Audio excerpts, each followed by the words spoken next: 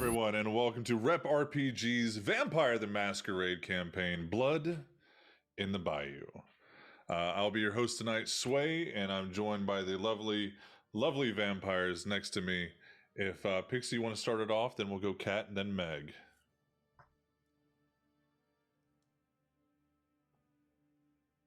Hi, I'm Kat, and I am playing Kitty. I just realized how dumb those two names were. Meow meow all the time. I am always meow, but I just realized it and I hate it. I'm playing our Gangrel. And I'm Meg. I'm playing Jem, the Malkavian. I love it. I love it. Pixie, do you want to tell us a little bit about Rep and anybody who listening who may not have tuned into Rep shows before, what they can expect here on the channel?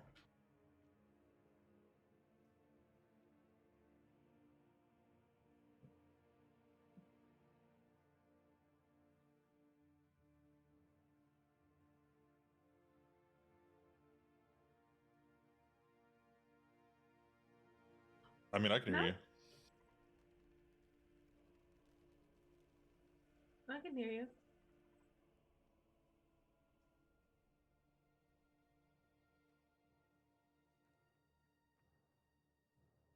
So while Pixie does that, Random Encounter Productions, now known as Rep RPG, you got it? Go. It's not my channel. Go for it. Go. Okay. So Random Encounter Productions, is now officially known as Rep RPG, is a live play of a variety of tabletop RPG games. I think most commonly it's D&D, but we got Blades in the Dark over here. We've got, what's the other new one? Call of Cthulhu. Call of Cthulhu, Harlatep, the Cthulhu guy. I can't pronounce a majority of the names. You'll see Pixie here playing characters. You'll see Meg over here playing characters. Kat, you haven't been on one of the shows in a while yet. Are you going to be playing in one of the shows coming up, or are you just going to be my lovely little vampire? I come when I'm called. Fair enough. So I'm Sway. I'm the guest storyteller here on Rep RPG. My channel, Bardic Sway, I do a lot of random goodness. We did a D&D 101 for people who never got a chance to play D&D, as well as just variety streaming and lovely whispers into the microphone. So we'll do Pixie and Meg and everybody. What do you guys do outside of Rep RPG? Hello, I am, and they should be able to fucking hear me now. Hi, hello, I am an author and a, fellow streamer, variety streamer, and actor, and just trying to fucking survive. That's what I have today. That's me, Kat. Real life, though. That real life, though. Oh my god, it's rough. Kat! Hi.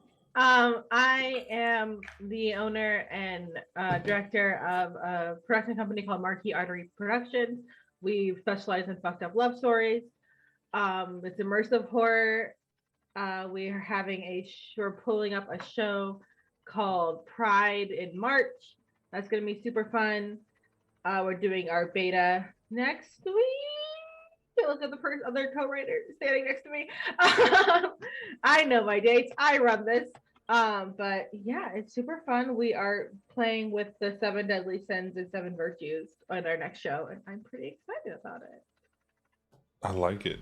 Meg, tell us about Meg Up and your greatness. Yeah, so I'm a manic nightmare hag, and recently, like this week, I made affiliates. Finally, I'm very, very excited. Yes, it was really, really awesome. So thank you to everybody. Thank you for helping me with that. I really appreciate it. But yeah, I play a lot of Elder Scrolls Online, getting ready for High Isle, their new expansion for this year, and which is, I mean, honestly, the most unfortunately named thing ever. But yeah, and then sometimes I do makeup as well before our streams. So that's about it for now. So make sure you guys toss everybody a follow here in the chat. And so let's talk about Vampire the Masquerade. So it is it's Vampire the Masquerade. It's a World of Darkness system. Vampire the Masquerade 5th edition, because everybody's got to have a 5th edition nowadays. and it's a retelling, rebranding, a little bit change of lore from the olden days of World of Darkness. A lot of change ups. It's a D10 system instead of a D20 system. At the beginning of every night for our kindred, they will roll for hunger and see how much the beast takes over. There's a variety of kindred clans. Kindred is the word for vampire. And like we have represented today, we have our Toreador, we have our Gangrel, and we have our lovely Malkavian down here. We are missing a player tonight, Matthew, who plays our character Jace of Clan Witchy Tremere. And we wish him well in his endeavors for the night. He'll be joining us soon. But tonight is just, it's girls' night in Sway. So... nothing can go wrong. No, nothing at all. We're gonna see where the story takes. This is episode 1 of season 2, you guys. Congratulations, you all survived. And so we did it was really hard last season. It was so hard for you to survive last season. Kat will be our fresh new character joining us and player joining us in season 2. Listen, at some point we need just an episode like in How I Met Your Mother. There was the one episode that was how she met what she was doing up until that point. We need a standalone episode with Kitty, where it's just the year that she had by herself before she made it to New Orleans, and we're all just sit back and just Nothing watch. good. I know. Nothing good. That's gonna be one of Cody's one-shots. It's just putting you specifically through hell. He can run whatever was going on wherever you were. Survive. I'll grab Scribe, who is my sire's, who made my sire. Of like, fucking hey, course here. he did. Billy, fucking, if you're there, please do this. God? Please come be a villain on our channel. Side note, isn't How I Met Your Father, isn't that two separate things. There was it really? one episode. Yeah, it's a reboot, just telling, like, it's not the same world. They're not connected. They're not the same story. It is a complete reboot, which is fine. No, because in How I Met Your Mother, in the finale season, once we all saw her at the train station, and immediately went, yes, she's perfect. No further questions, Your Honor. We got to know her the whole season, and one episode was all the things that led her up to all the moments that they almost crossed paths. We saw from her point of view, finally. All the moments that they just missed each other barely. And it's one of the best episodes in the entire final season, quite frankly, because if you don't already love her by that point, because you've seen her meet everybody else, that episode makes you love her. Because you're like, oh my god, she is perfect for him. Shit, I need them to meet now. Well, I'm looking forward to the new show then, because that'll be fun. Yeah. So our show is set in New Orleans. None of us are from New Orleans. None of us have done any, done any time in New Orleans. None of us have lived in New Orleans, and if you've been there, it was just a passing through and maybe some touristy stuff. So, if you're from New Orleans, we apologize. We are completely fucking up your city. Take it as an alternate universe, because while there's a lot of mythology in New Orleans about kindred or about vampires, these kindred don't live there, so it's a fake world. So if we fuck it up, it is strictly due to me and not any intended disrespect. But let's talk about the content warning. All of our characters are playing, or all of our players are playing monsters. My players are not monsters. They are reacting to situations and events in a fucked up, cruel world where predators stalk the street, and they are the lowest end of that predator totem pole.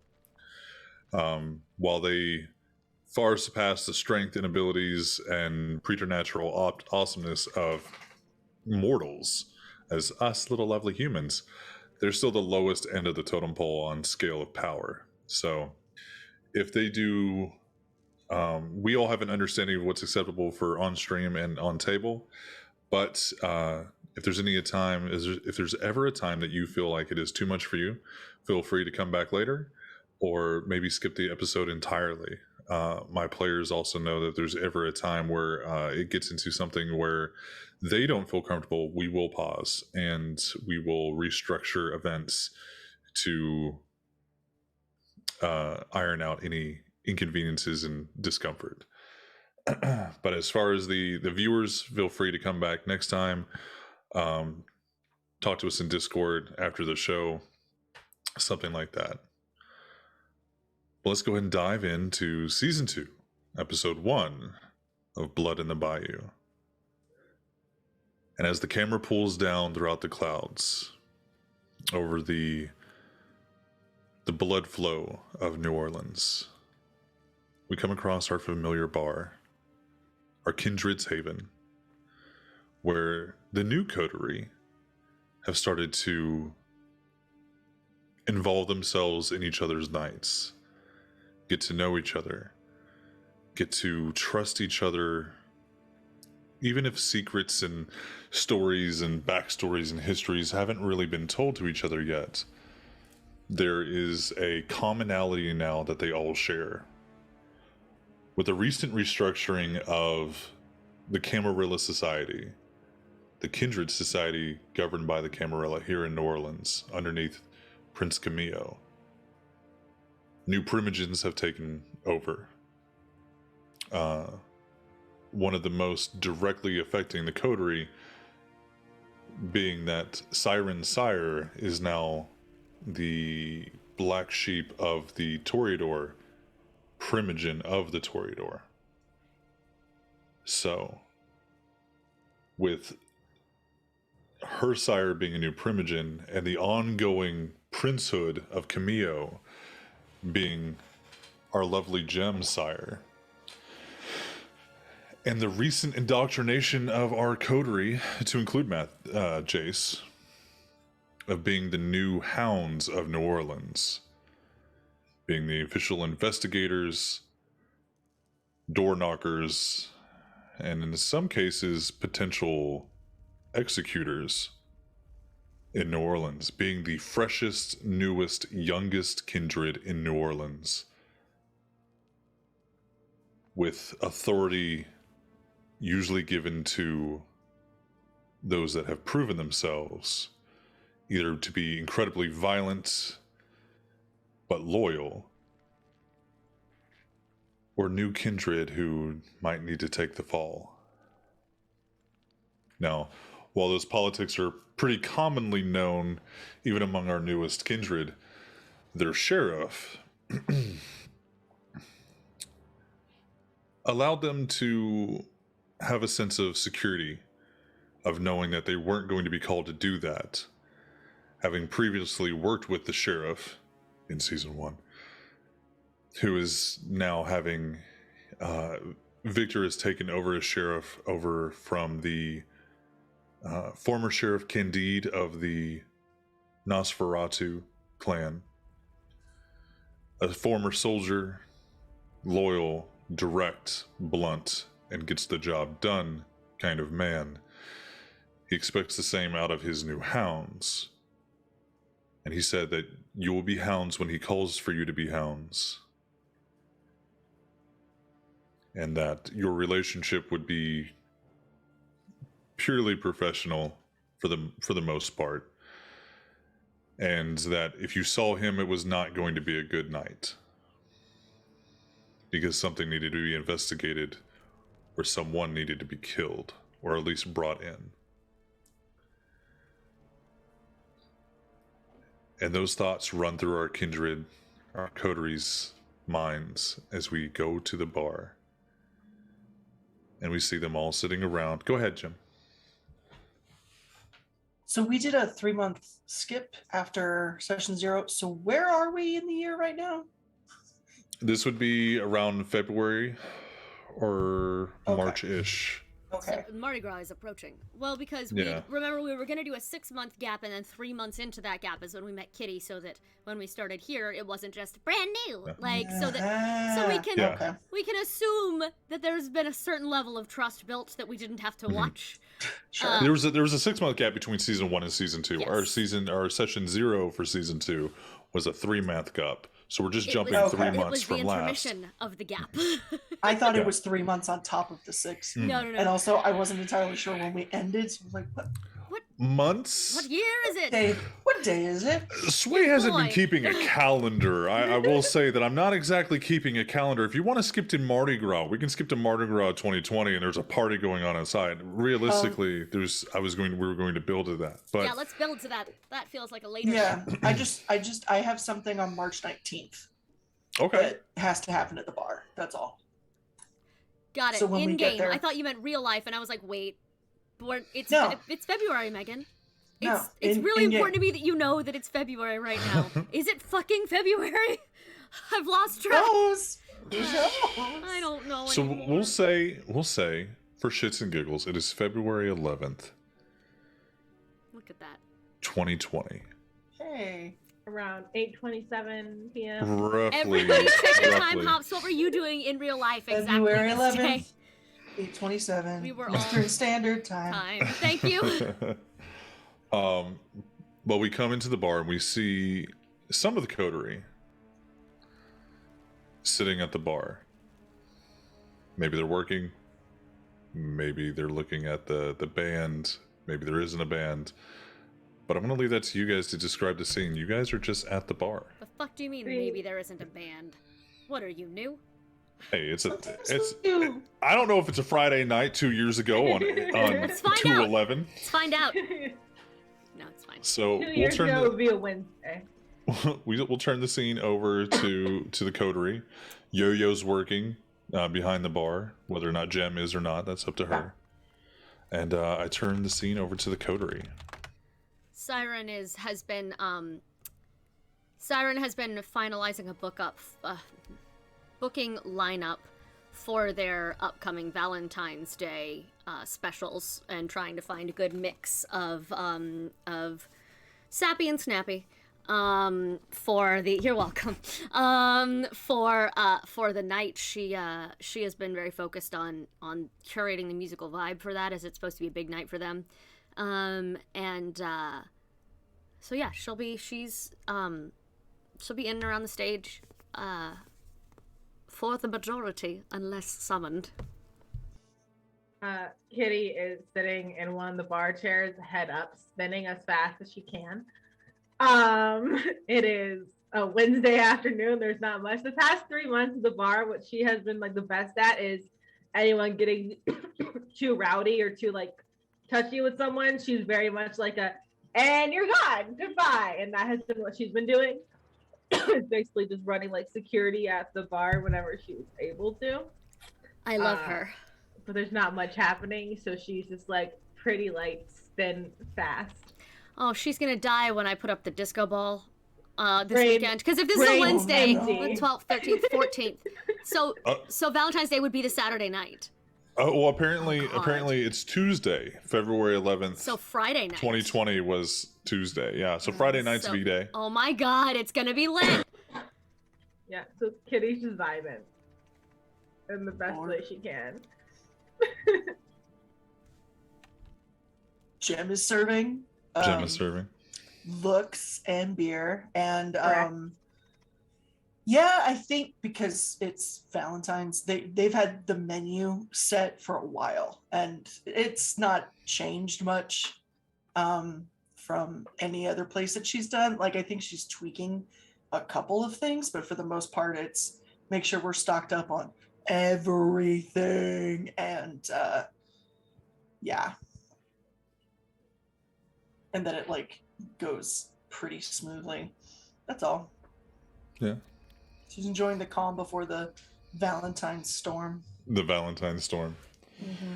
And surprisingly enough, like you do have some tourists coming into the city, maybe from surrounding areas. You definitely are seeing a more rural bunch than you usually would.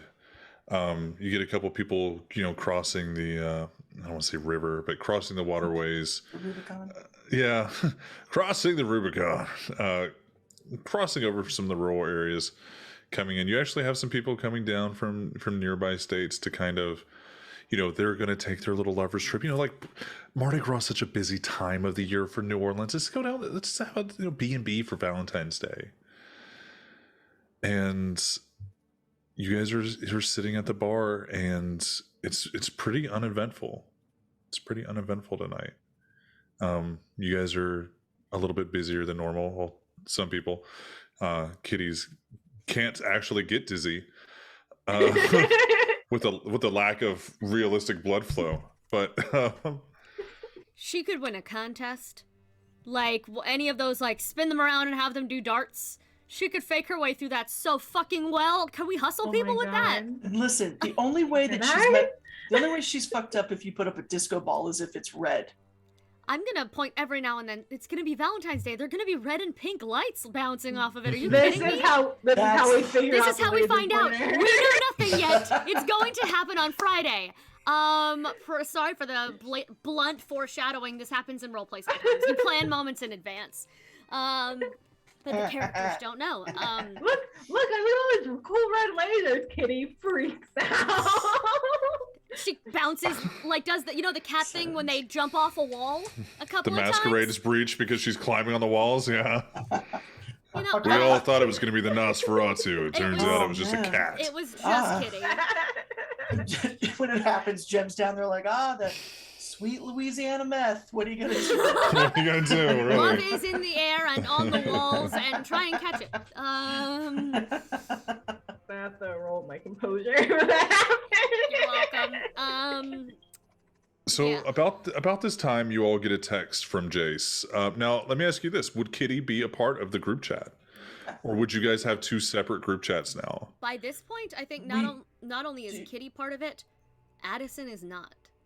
So that's what I'm saying is we have a separate one now that's just the four of us. The OG four? Yeah. Yeah, but I like Jem would strongly suggest that we never text that because she Text doesn't know Addison. who's on the other end of that. Do you guys still have his number saved? Yes. Okay. So he's a contact, but you're not like trying to Yes.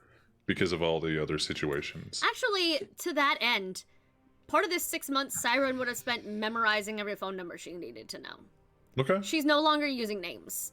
She's got emojis, or she's trying not to save the multiple burner numbers that Vegas will text her from. Like, it's just, she's trying to use as little That is something traceable that content as possible. that we never actually finalized in season 1. Victor gave you the Rolodex, and he never got it back from you. Or there was a significant time where you had it before you remembered that you had it, because that was a gift or a payment of sorts from Rebecca Chase, Addison Sire, to Victor. And you had it for I'd say about a month and a half, 2 months before he needed the Rolodex back. Now, while you don't currently have it in your possession, it was almost a let's see what they can do with this mentality. And when he asked for it back, it was you remember how I gave you the Rolodex? I'm going to need that back. And you provided it and you gave it back to him. But there was amount of time that you had the Rolodex. Would you have spent time trying to memorize those numbers? Yes. And who they were? Like the business cards. Abso-fucking-lutely, I would have. Yes. Would you have shared that information with the coterie? Or at least Jem? That's a really good question. I don't think so. I honestly think no. Like, I honestly think this is, in her brain, the end-all emergency tool if any of them go missing. In her brain, that's what she's memorizing it for, is if one of them if something else happens, if something gets snatched, if somebody goes missing, if we have another Addison situation, she needs to know where to look without compromising other people. Because the idea of not knowing whether it was Vegas or not who texted her was fucking terrifying last season. She was very scared that she accidentally thanks. She was very scared that she accidentally fucked up something with the way she communicated and stuff like that. So she is not telling anybody. Well, okay, do me a favor. Roll a straight intelligence academics, unless you think you have a specialty that I have would give... research, I think. No, I have academics. You I have do. academics. I do have research also. Which I Well, you think have you have 2 in intelligence, you have 3 in academics, and I Fuck think me. you have a specialty in research. I do have a specialty in research, so that I would like to add, please. Because you're mad about it. I am mad about it. I'm real pissed about research, but I'm sitting there. I'm like, God damn it! I know how to do this. I hate that I know how to do this. So for those of you guys Goddamn watching at Kumon home, school. for those of you guys researching at home, like D&D, where you have like charisma and persuasion, right? We have similar things here. We have charisma and we have persuasion, but one doesn't necessarily reflect the other.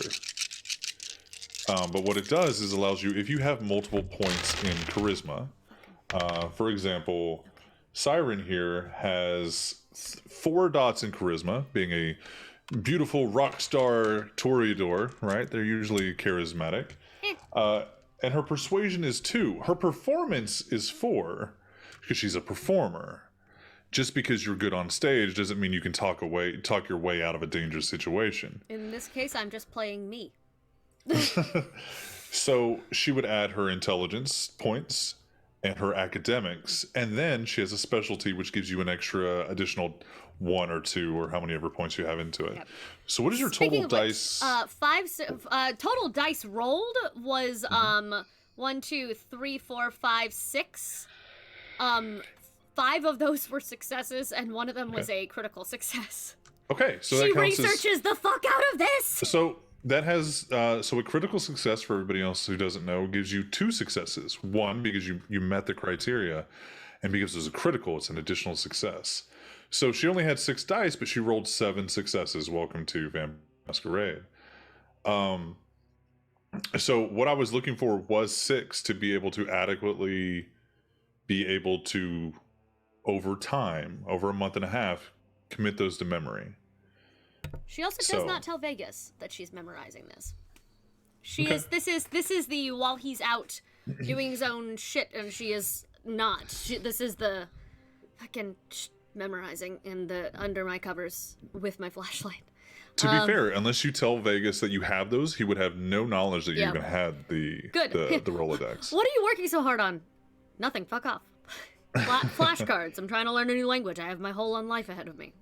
Let me learn Russian.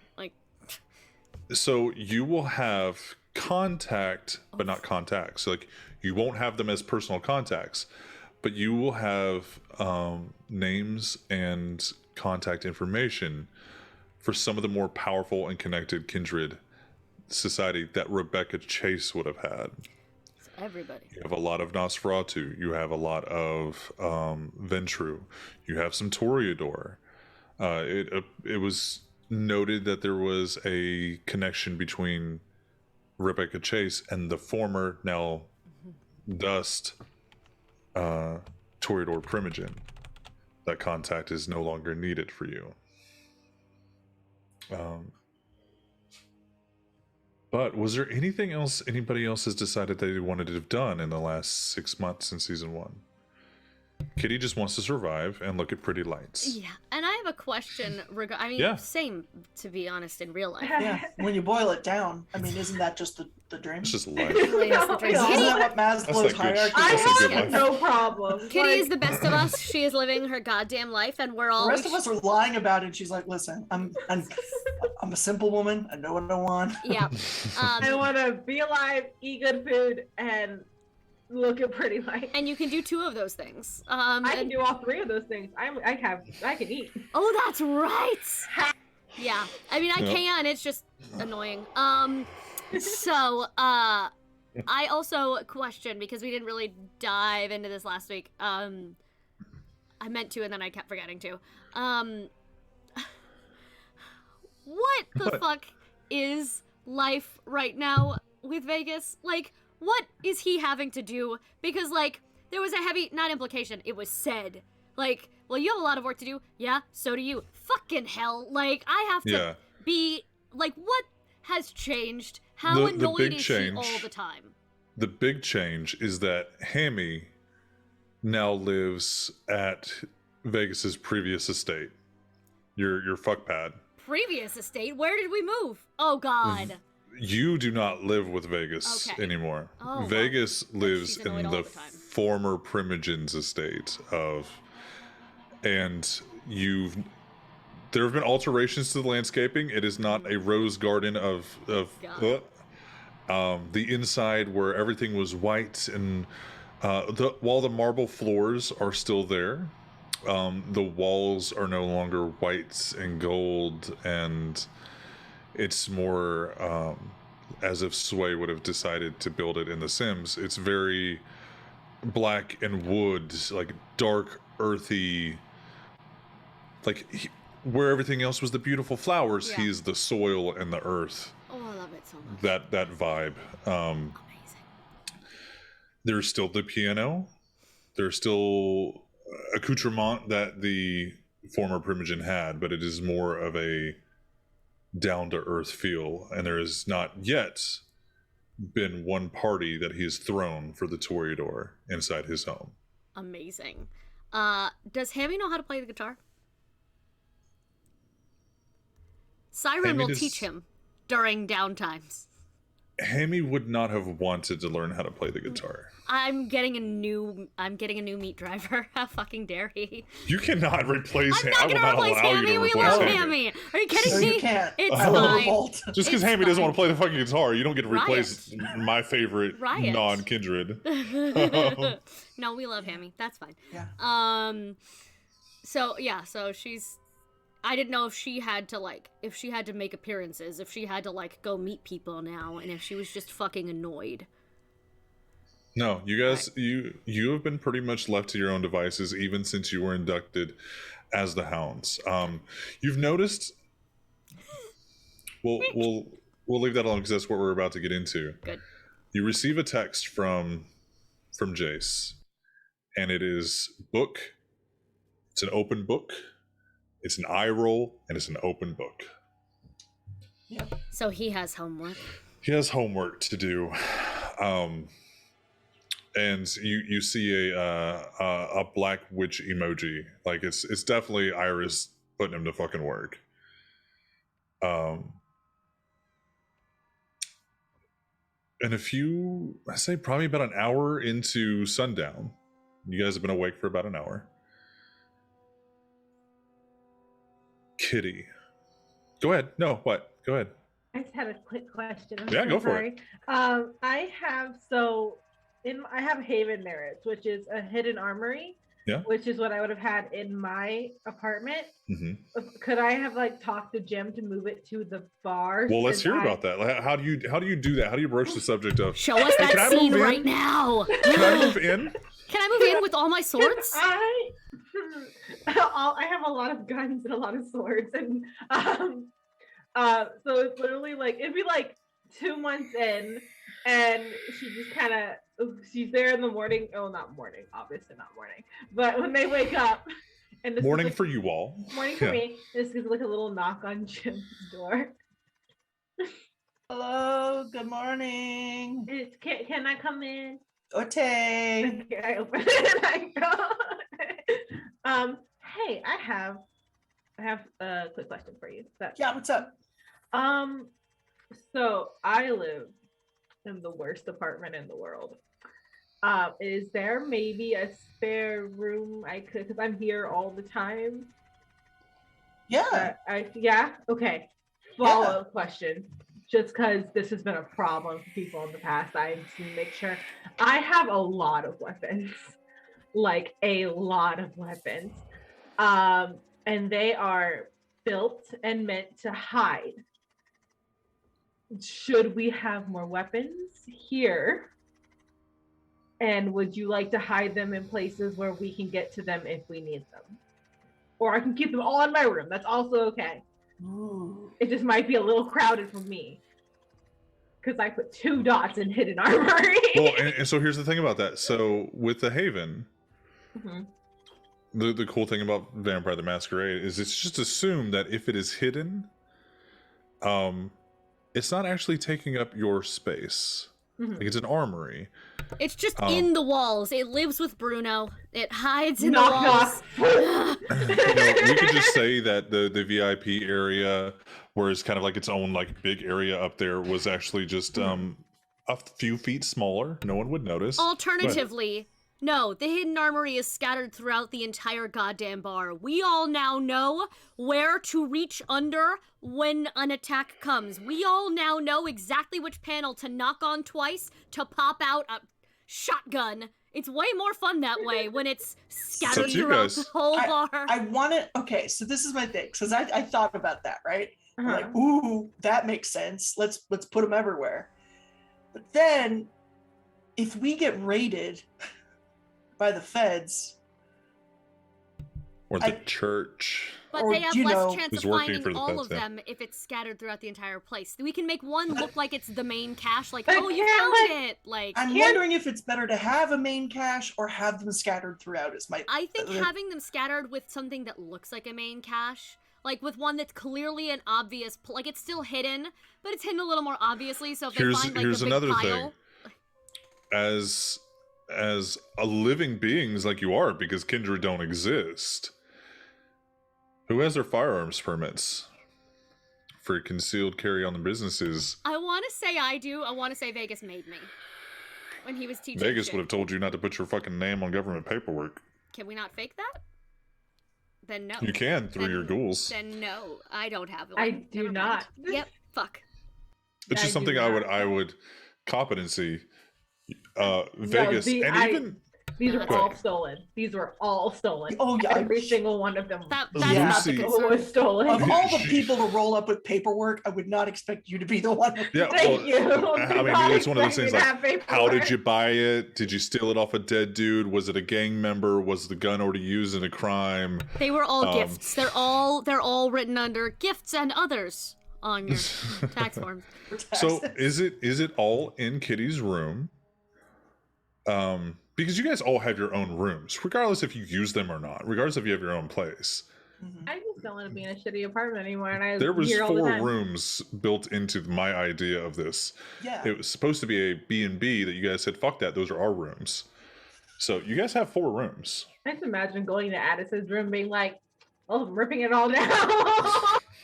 Well, Addison never lived there, and neither did Siren. No. So Or Jace. and neither did Jace. The only person It's that lives just- there Just me. is Oh my God. Jem, And she your lives room in is an her extra office. room, whose Yeah. which he didn't plan. So there's technically 5 rooms. But She made her own Yeah. secret little fucking room that no one knows. Well, no one knows about. It's Jim and Ah. Kitty being, "Oh my God, they were roommates." That's the show now. Bye. That's the show. Enjoy. I'm fine. I go. So is it Um, hidden or is it stockpile? I think you want to do a little bit of column A, a little bit of column B. Okay.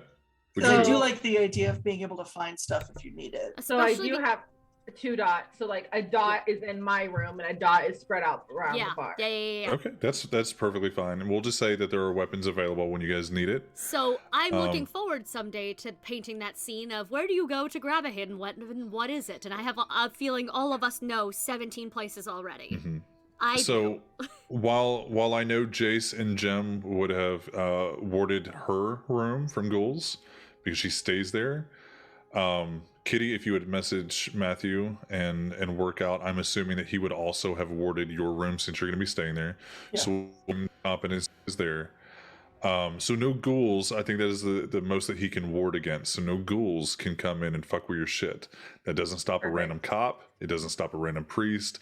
It doesn't stop a random drunk from coming in. However, they will not be able to find your weapons because it's hidden. They would need to literally be looking for and a high investigation check to be able to find that. And at that point, it Okay. doesn't matter who they are or if they're hidden or scattered or whatever. We fucked Yeah. anyway if someone comes in here knowing what they're looking for. Yeah. So, Yeah. yeah. Well, I'd let me rather ask have you this, ready access Jem. to all the things. Jem, would you have told Yo-Yo Yeah. about the weapons and where they're at? Definitely the ones that are behind the bar. I have a Just so you have shotgun access. behind the bar for you. I feel like it is known, Khaleesi, that if you have a bar in New Orleans, you are packing something. Yeah, behind no cop said is going bar. to arrest you unless that is the only thing they can get, and they really want to put you behind bars for having a shotgun or a pistol or a fucking Dirty Harry 44 Magnum. We have a Also- shotgun and like two revolvers or Like something. two of the alcohol, two of the bottles of whiskey are not actually really whiskey. They are ammo. Like, just I you never thought touch you were those gonna ones say with it's napalm. I'm bullets. like, you keep that in mind. Jesus, not in my bar. My I was God. like, you keep that shit in mind. Just Listen, okay. listen. I'm not Jace. I'm not here about to set fire. Like, He didn't know. I... He didn't know. Iris is like, yeah, fire bad. Why would you? Oh, yeah, we didn't actually talk about that. So. And then for my brain, for like y'all knowing Kitty for 3 months, just a quick like few things you would know about her, just real quick. Number one, she doesn't ever have money on her. Like actively avoids it. Like if she gets money, she'll either spend it immediately or be like, here you go. Like she just rejects like wealth in general. And she always has this little like it looks like black liquid in a thing around her neck. That's an important thing. Okay. And what's her feeding again? Because she has something. Alley cat. Oh, She's the bully. She's the bully. They gotta run from her. I have a right, feeling. right. I have a feeling a couple of times she and I have found times to hunt. Like Siren's been kind of glued to the bar since Vegas started spending time with the renovations. And if people are pulling that jackass act here, sometimes she'll be like, "Hey, you wanna?" And because we can find people who are jackasses and also scared of us or you. And so it is regularly a hey. You hungry afterwards? We'll follow them a little bit down the street so we don't associate it with this bar, but let's go. 100%. Siren So you will guys- target people who are, because she has a lot of, like, there's a lot of female band players or guests or whatever, and she will target men who are too handsy with the ladies, and need to be kicked out. That is her favorite feeding type is, you look like you're going to try to hurt this woman, I'm going to murder you. Yeah, which is very much why you were sired in. You were a rock star that had no qualms about putting their fucking hands on other people who deserved it. Still true. About an hour into your night, Kitty, you're sitting at the bar. Jem, you're at the bar? Where did you say you were? Yeah, I'm working. Okay. Me and Yo-Yo. While you two are talking, Yo-Yo actually comes up and kind of taps in you guys and kind of just points at the door.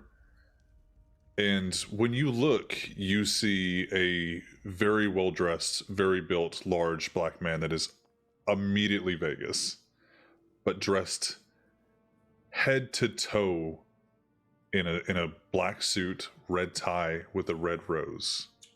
Oh no.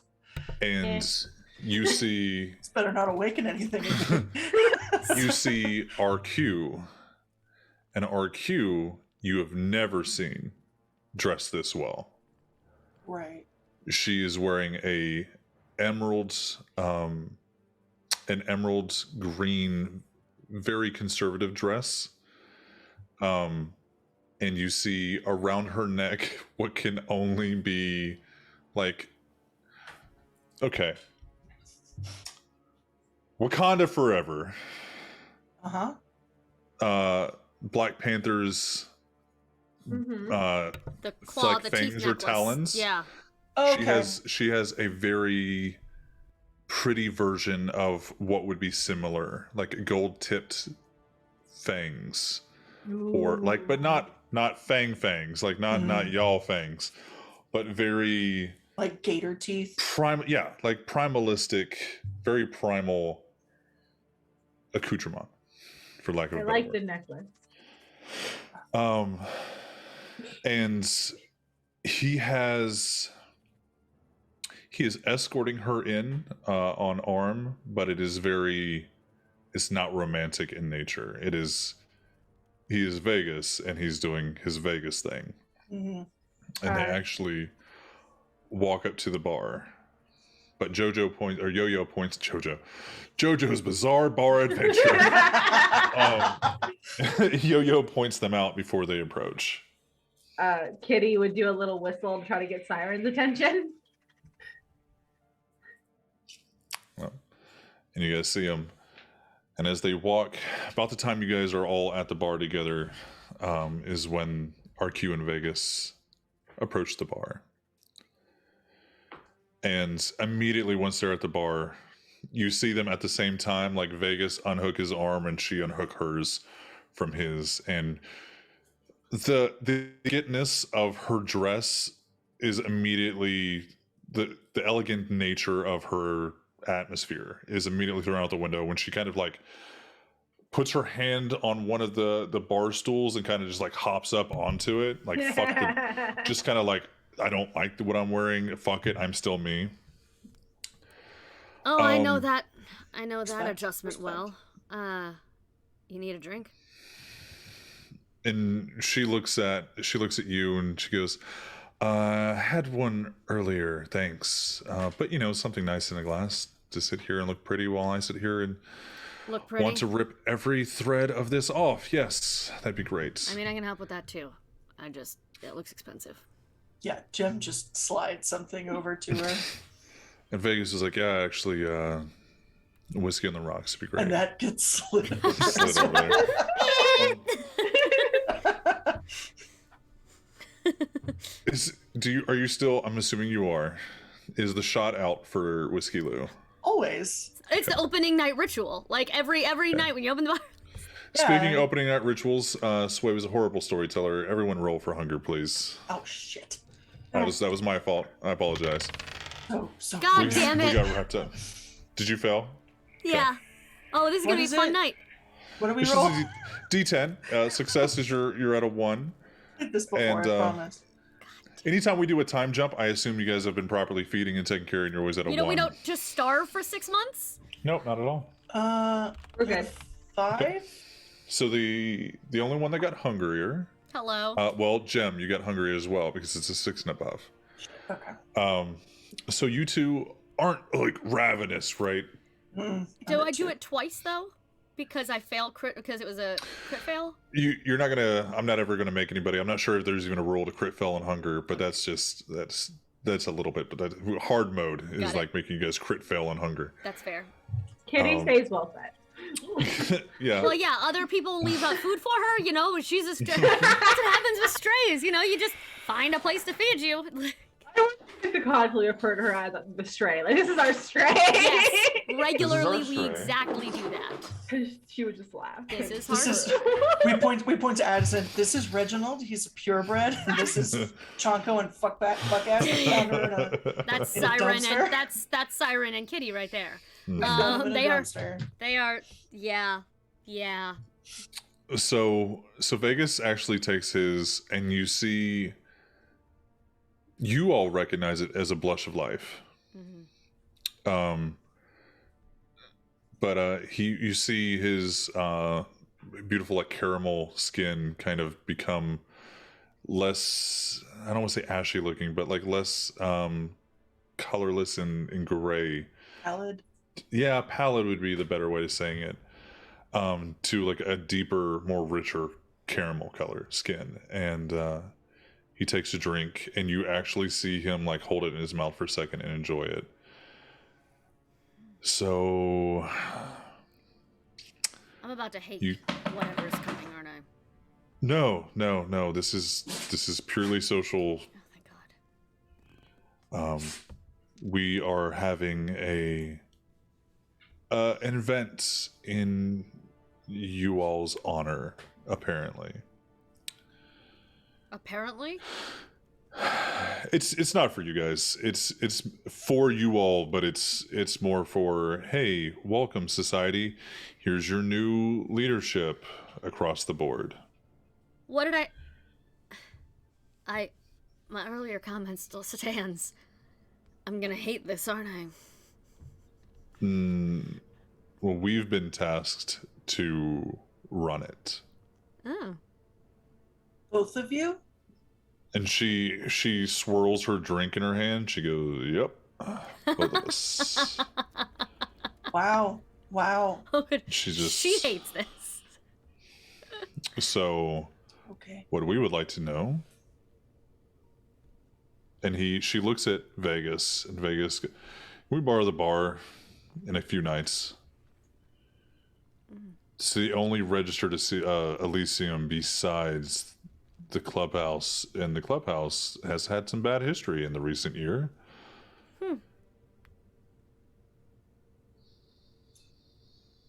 All right, let's talk fees. So, Oh, God. how long are you? And Vegas expecting sits this to go? down. He sits down and like he's already drank his drink, and he sits down. He's like looking like, okay, we can do this. Yeah. So, how long do you expect this to go? How many people are we catering? What do you need me to take care of? Apparently, the food will be procured or will not be on premises. Okay. Fees for the night is from dusk until dawn. And when is this happening? That's what we need to talk to you about. What do you have going on? I'd love a When good can we do- Monday. I'd love a good Wednesday. You know, something where Let's take this off. Okay, Okay, well- I'm not going to lose my entire. No, you're not going to be losing any money in this endeavor. I know I'm not. That's why we're discussing this. Just like shoot Siren a look that's like it's slightly apologetic because she is sorry that she's sassing him, but also No, and he takes no offense to it. Like, this is obviously, to do this, it is either clubhouse or fork over the money required to make this work.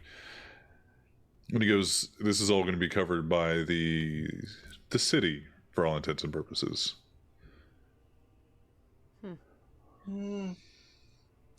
Okay. And he looks around and he says, I know that the upstairs is pretty much off limits for all those individuals that don't have the necessary standing in the bar. Stop. You guys are always welcome up there. You know that. And he looks at you for a second and he's going to actually do an insight check. Are you lying to him? No. Okay. Anyone but Victor was So I was lying. gonna say, somewhere Victor just pops out of. Victor leans around from where he's been sitting at What the edge the of fuck? the fuck did you say? I serve this country the Camarilla for this shit. This is why I'm an animal. I'm bullshit only like allowed this. up there in Puma form. I just needed to like. I'm not gonna let you up there after like 2 seconds of feeding you.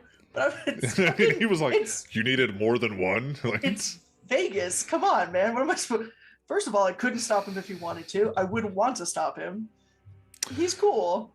But you know Vegas well enough. Like, if you say no, he's gonna be like, "Okay, it's your house. I'm not gonna fuck with that." I know, and I expect genuinely love that about him. But it's like, expect the same treatment when you come over to mine. When have I shat in his house? No, never. But he goes. That's since the change. He looks over to RQ and like, "Well, do you mind if we all go upstairs?" And it smells a lot like food down here, and it's kind of making my stomach upset. Can Yeah, we go upstairs? absolutely. Okay. But then we need to discuss where to put the streamers. Of course. Usually on Twitch, and he gets up and he stands. Oh, I He- hate it. He You're and fired. RQ kind of slowly, like, to let you guys come out as well. They go stand next to the staircase to, if you guys all go up, but they're giving you a second to yourselves. The kitty's first question when we walk away is to look at the two of them and be like, I don't have to wear one of those, do I? Oh no. Thank God. Gotta fucking hope not. For me, not for you. For me. You okay? Me or Kitty? But both. I'm fine. Oh, Are you okay? Did something happen? What's You going good? on? You good? You good? Well, and Kitty, you would know that it's your primogen as well as Yeah. the Toreador's primogen. Who is also And- my sire. Yeah, it was also her sire, which is, they're trying to bring the Camarilla a little bit closer together. Mhm. And it's not rubbing everyone the right way. But while the Venture and the Primogen have always gotten along together, the more wild blood of the Toreador get along much better with the Gangrel than, say, the Ventru. While the more rose-colored Toreador get along better with the Ventru. It's kind of the split. The Tremere have their own split. It's just welcome to the Camarilla Society. Mm-hmm. So you guys go upstairs, and you're sitting around the VIP table, and Vegas holds the chair out for RQ. She picks a different chair than him, and then he looks down at the chair and then picks another chair and like looks at you, Siren, like, do you want a fucking seat? Like, can I do something here? Only because RQ did not sit in his chair does she sit in his chair. She would not have otherwise. She's like, for fuck. Okay. Kitty sits in the chair he originally pulled out. Yeah. Yeah. He's just like, he's cool with that, and he actually goes around and Jem. He's like, would you like a seat? Oh Or would yeah, you like thank to you. sit? She has popped into her office real quick to get her notebook, which is, and I will go and grab mine. It's a Lisa Frank binder. Oh yeah.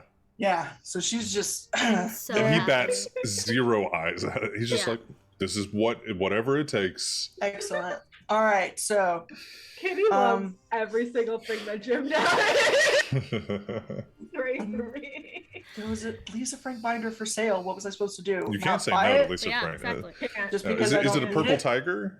No, it's I think because it was like a set, so it's like the binder, a notebook, and a folder. So it's the dolphins. I just need everyone to know that I have this on my desk at all times. What the? That's cool as shit. I know. I didn't know that was. I love it's you. her so much. I know. Her name is Pirate has a Tempest. She golden made retriever. you as a Yes, thing. she did. She made me as a pirate. She didn't even know. Her name is Tempest, and I love her. Her name is Pixie. Nothing makes Tempest more happy than good friends and finding a good treasure. You can bet that if a venture is at blowing, Tempest will be there to find it. She has a puppy. With an Oh eye my patch. god! An eye Oh patch. my god! I love. She rescued that puppy. Yeah. No one wanted it because it was one-eyed dog. She started sailing Yes. because of pirate puppy. Yes, she did. I ship it. I also need to cosplay this. I need Yes. to wear this outfit. I need to make Cotton Candy Pirate happen. Yeah. here Sub for goals. it. My 24-hour I stream don't is on have I love Sunday. the any skull. Lisa Frank things, and I hate that I don't own any Lisa Frank. Does the things. dolphin? Okay, Pixie froze, but that dolphin has an eye patch. Why did I or freeze? no? Was I'm it not frozen. you were frozen? Look Our at- side. It's not a look at- dolphin. It's a albatross. Oh, it does. Seagull. Oh, the albatross does No, it have doesn't. That's a hole punch. Yeah. a. Well, so- as far as I'm I- concerned, it has an eye patch. it looked like it That's was its facing wing. this way, and it was a dolphin with an eye patch. I'm No, like, that's fair. fucking. That's Man, fucking we're just- badass dolphin. We are theming, aren't we? So I needed you to know, and also Meg bought me the Lisa Frank eyeshadow palette, which was the best thing that's ever happened to me in my entire life. It's cool as shit. Oh, it's so Best good. palette. It's the best palette in the world. It also has some Best really palette good. in the It has world. some. It has some really good greens. If y'all are trying to get Sway to his makeup stream, that I could lend him. Yeah. Should you get there fast? Ooh. We're doing a makeup stream. If we hit there, we're doing a shaved head and green mohawk, and then Cthulhu Yo, beard with green I'm glitter. very excited for this. I The will be only- critiquing. Y'all The need. only logical step is for me to get the Lisa Tank tarot card. I know. Yes, it is. Yes, it is. the Everyone only must logical next step. have It's not up to something. you. Yeah. It's not up to you. Not. I don't make the It's rules. fate. Legally obligated. So our Babe, write session that down. zero. Session zero was brought to you by OSHA. Tonight is brought to you by Lisa Frank. Lisa Frank tarot cards, right? That's Hell right. yeah. I'm here for it. So Um, as you guys sit down and you pull out your Lisa Frank binder, he leans in and he goes, "Okay, so the nightly expenses will be covered by the prince." Okay. He insisted that since it was your establishment, that he pick up the price of that. All right. The question is, are we feeding on premises? If we're If closing, we do, if we're closing the bar for the night, I would expect. We are this. going to have to close the bar. Yeah. For the yeah. Then I If would we pref- are, I would like a shit ton of security. Okay. Would you recommend Ghoul or Kindred security? Realistically, the Kindred, if we do Ghouls, they're just going to be beholden to one of the Kindred here. So unless you have a security force of Ghouls, anything else is going to be. He nods at you and was like, "I know you do." Yeah, and I lend them to the bar all the time. Yeah, it's really kind of cutting into who I can hire or recruit when you've already taken the entire VFW. I've had to go to the American Legion, and those guys have seen no wartime whatsoever. Well, Good I'm Lord. so sorry. I was so good at handpicking the best of the best. He reaches in like Patrick, and I'm just glad you listened. Oh. Oh no. My Siren, my only concern with yours is that we've never done anything like this before. And I don't know. I don't want to traumatize him too much. I don't think Well, we were she's- planning on just releasing about- wild. No, she's had about 9 months since she started ghouling. Yeah. Up until this point, about 9 months of solid ghouling and grooming. They all know at this Yeah. point. There is no Yeah, fucking way that but- I don't But think we we've were gonna have never- a controlled hunt inside the bar where it's just No. release the living, chase them down. well, she's like, got that would be- chads and she's got security. Yeah. Her security are just kind of our soldiers are basic, like, I'm a Marine, I'm a rifleman, and I'm a soldier, and I do pog shit. Sorry if you guys are pog shit, but she doesn't have any special forces, but she definitely has people that have shot other people in the face. They're Okay. unfazed. They're Whatever. all ghouls. They are all very aware of the situation, and they are also very aware that she will kill them if anything happens. Hmm. Yeah, but I'm still coming at it from a Malkavian perspective, and I trust them more than I trust the kindred necessarily to keep us safe, given the Ouch. breaches last year. And Vegas nods and goes, "That's the worry, is that unless they are your ghouls, they will be beholden to Someone else. even if it's just me. That in that second of something happens to you all, that they will look to me for instruction, or they will look to RQ for instruction, or And if it's God our forbid, premises, we should be in charge of the security. We're not going to be able to control or command any of the kindred. We're still too low on the totem pole. Ghouls Yeah. are the best we're going to get. And he actually steps in and goes, "That's the situation, is that you are not below the majority of the kindred society. With that comes some certain privileges. You are allowed to, on behalf of the sheriff, have your own kindred security here. As well as you are all also super fucking young and maybe people want to kill you." Yeah. did Victor say we could have kindred security? So Victor, I don't give a fuck what he wants. If he's still just the sheriff, I don't care what he used to be. I've been in the city longer than him, and if we want some fucking kindred protecting the door, I don't care what the sheriff says. We're gonna have fucking kindred protecting the door. If you all said, "Fuck you, Vegas, get out of my house," there's still going to be kindred on the floor that I have chosen to protect my ass. God, she's just gonna look at Sarah. God, I love him so much. I love him so much. How could you not? And It's RQ, she leans breath of back in her chair, and she's brought the drink up. Like, she's not obviously sipped it, but she goes, "There's no fucking way that I'm going anywhere without my crew either." And she looks at Kitty, and she like nods. Kitty kind of leans in and goes, "Do you want a change of clothes? Would you like some jeans?" No, I want my clothes or no Okay. clothes, and No clothes is an option up here. Yeah, I want feathers or no clothes. you can Don't no have clothes. This is the feathers. VIP section. Oh, we lost him. Oh, goodbye. The She's perfect naked moment. now. We can only assume that RQ is naked. Yeah, that's mutiny. Danger Mutiny. proof. And she like slips down Oh, Are you back? my back. Yes, Okay. we've assumed that she's the naked. moment that you say like, Yeah. the moment that you all say that, like, no, it's fine, she just is okay, and she takes the sleeves, like the straps of the dress, and like snatches them and just like kind of like bare chest it and kind of stretches it Yep. and puts her arms underneath her tits. She goes, "Okay, I'm not coming in here without people that I'm not going to be able to live through the night with."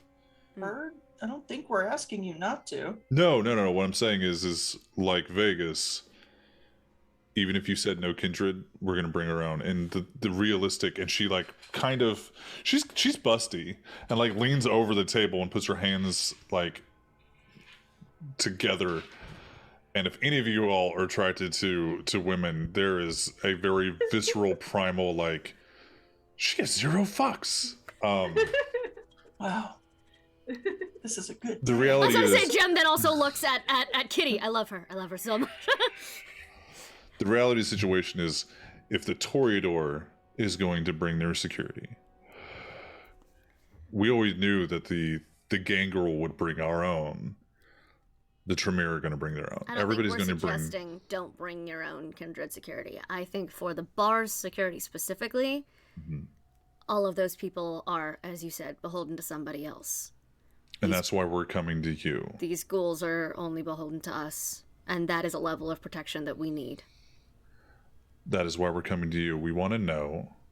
And Vegas leans back and he goes, if you want our forces to protect the bar, realistically, it's Elysium. There should be no issues. It's just a formality we have to get through.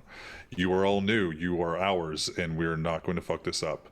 The prince sent us here and has made us the forerunners of the event, specifically because your newest coterie member is her.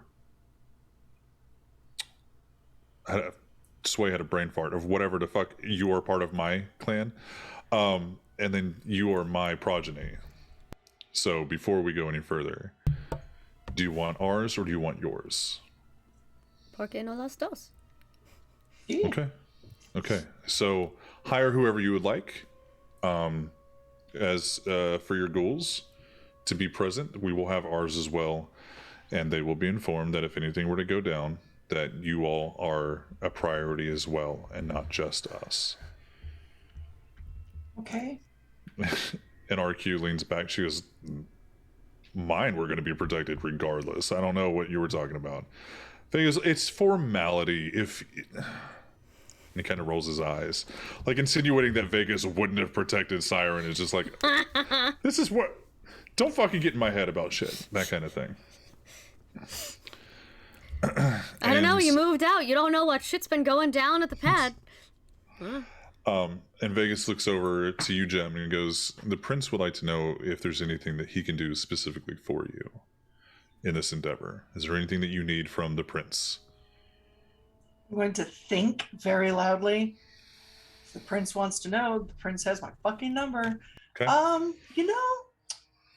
Golly, I God. I would like to know what exactly the point of this is. Like, do I need to buy a happy birthday banner or a sweet 16 or a congratulations banner? Like, what's the theme we're going for here? Jem, do me a favor. Roll a stamina. Oh, God. Is he yelling back? Oh, I hope so. A stamina insight. Oh no. Oh, yes. I Oh think so. No. Really? And just mark it somewhere that you will know that stamina insight is what we're going to use for any time that you try to Madness. Madness Network. Do I add anything to it? Or no? Do you have a specialty you think that you would want to add to it? I'm not seeing anything. I don't think so. You have a performance, but it doesn't say what your skill and performance would be. Yeah, I don't think it's this. Okay, we'll do stamina insight. I'll tell you it's what. kind of like okay. There's a willpower, but this is different. This is. Okay. So Let me see. that happened. Yeah. There's no. Whether or not you think you could feel a connection, you're not sure, but you don't get anything back. Okay. One time she's gonna roll enough, and it's gonna be like from every Malkavian in the whole entire world. I look forward to that day. A Honestly. moody teenager, shut the fuck up. Yeah, what exactly is the theme that we're going for? The theme is for welcoming the new hounds into the city. Realistically, it's welcoming in the entire new So with chain of that dog in command. it. Got it. It's for you, it's for us. It's a get to know everyone aside from RQ because, and she goes, everyone already knows me. Yes, I didn't die. So this is Congratulations. part open house, part debutante ball, part, college freshman mixer. Kitty has gotten very bored with this conversation and is balancing the chair on one leg and just sitting there. I was going to say that you need to roll a balance check, but your cat's Yeah, grace. it's not- That's great. doesn't need it. I'm chilling. There's a point where like the chair tips just a little too far, and RQ slowly looks over as you right yourself, and she just slowly looks back. Like there's like, she's good.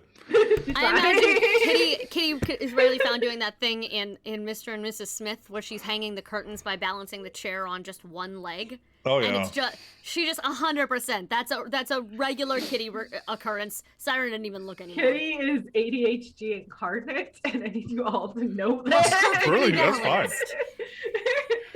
That's terrifying. Oh my god. And while Vegas kind of like keeps looking over, like, is she gonna fucking fall? RQ is not phased. Yeah. One, wildlife refuge. Two, gangrel just assumes everybody can just balance on their own fucking shit. Like, why Yeah. aren't you guys good enough animals to be able to do this? You have a literal beast inside you. What's wrong with you? Yeah. Anyway. I mean, to be fair, Siren has cat's grace too. She just doesn't use it like that. She Yeah. doesn't have the show off thing. She does it so she never drops her drumsticks, and she can balance up on the catwalk to change lights without worry at all. She just like I do scoots it out for on the bullshit. yeah.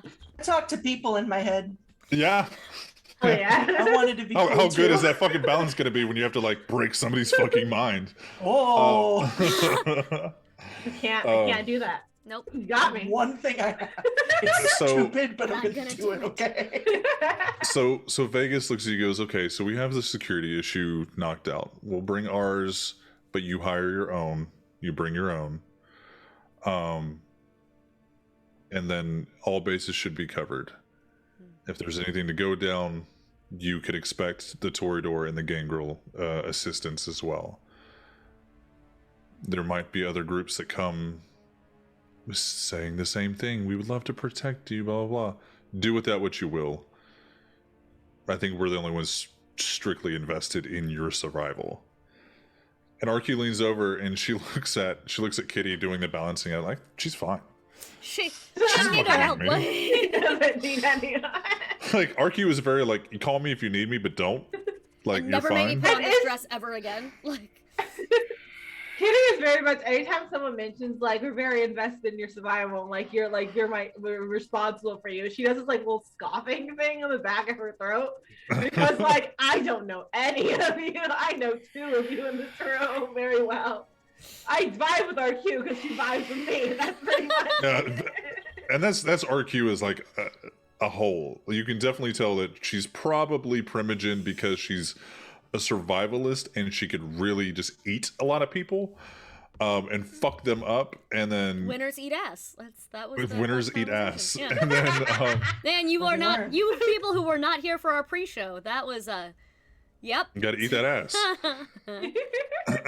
And the Nosferatu, actually, that's the preferred feeding type, is straight from the asshole. Oh, no. I'm gonna take us to break right fucking now.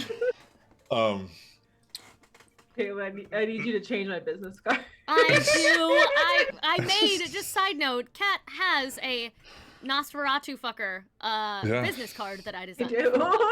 It's perfect. So Love my you see Vegas go, okay, I just had a random thought about feeding.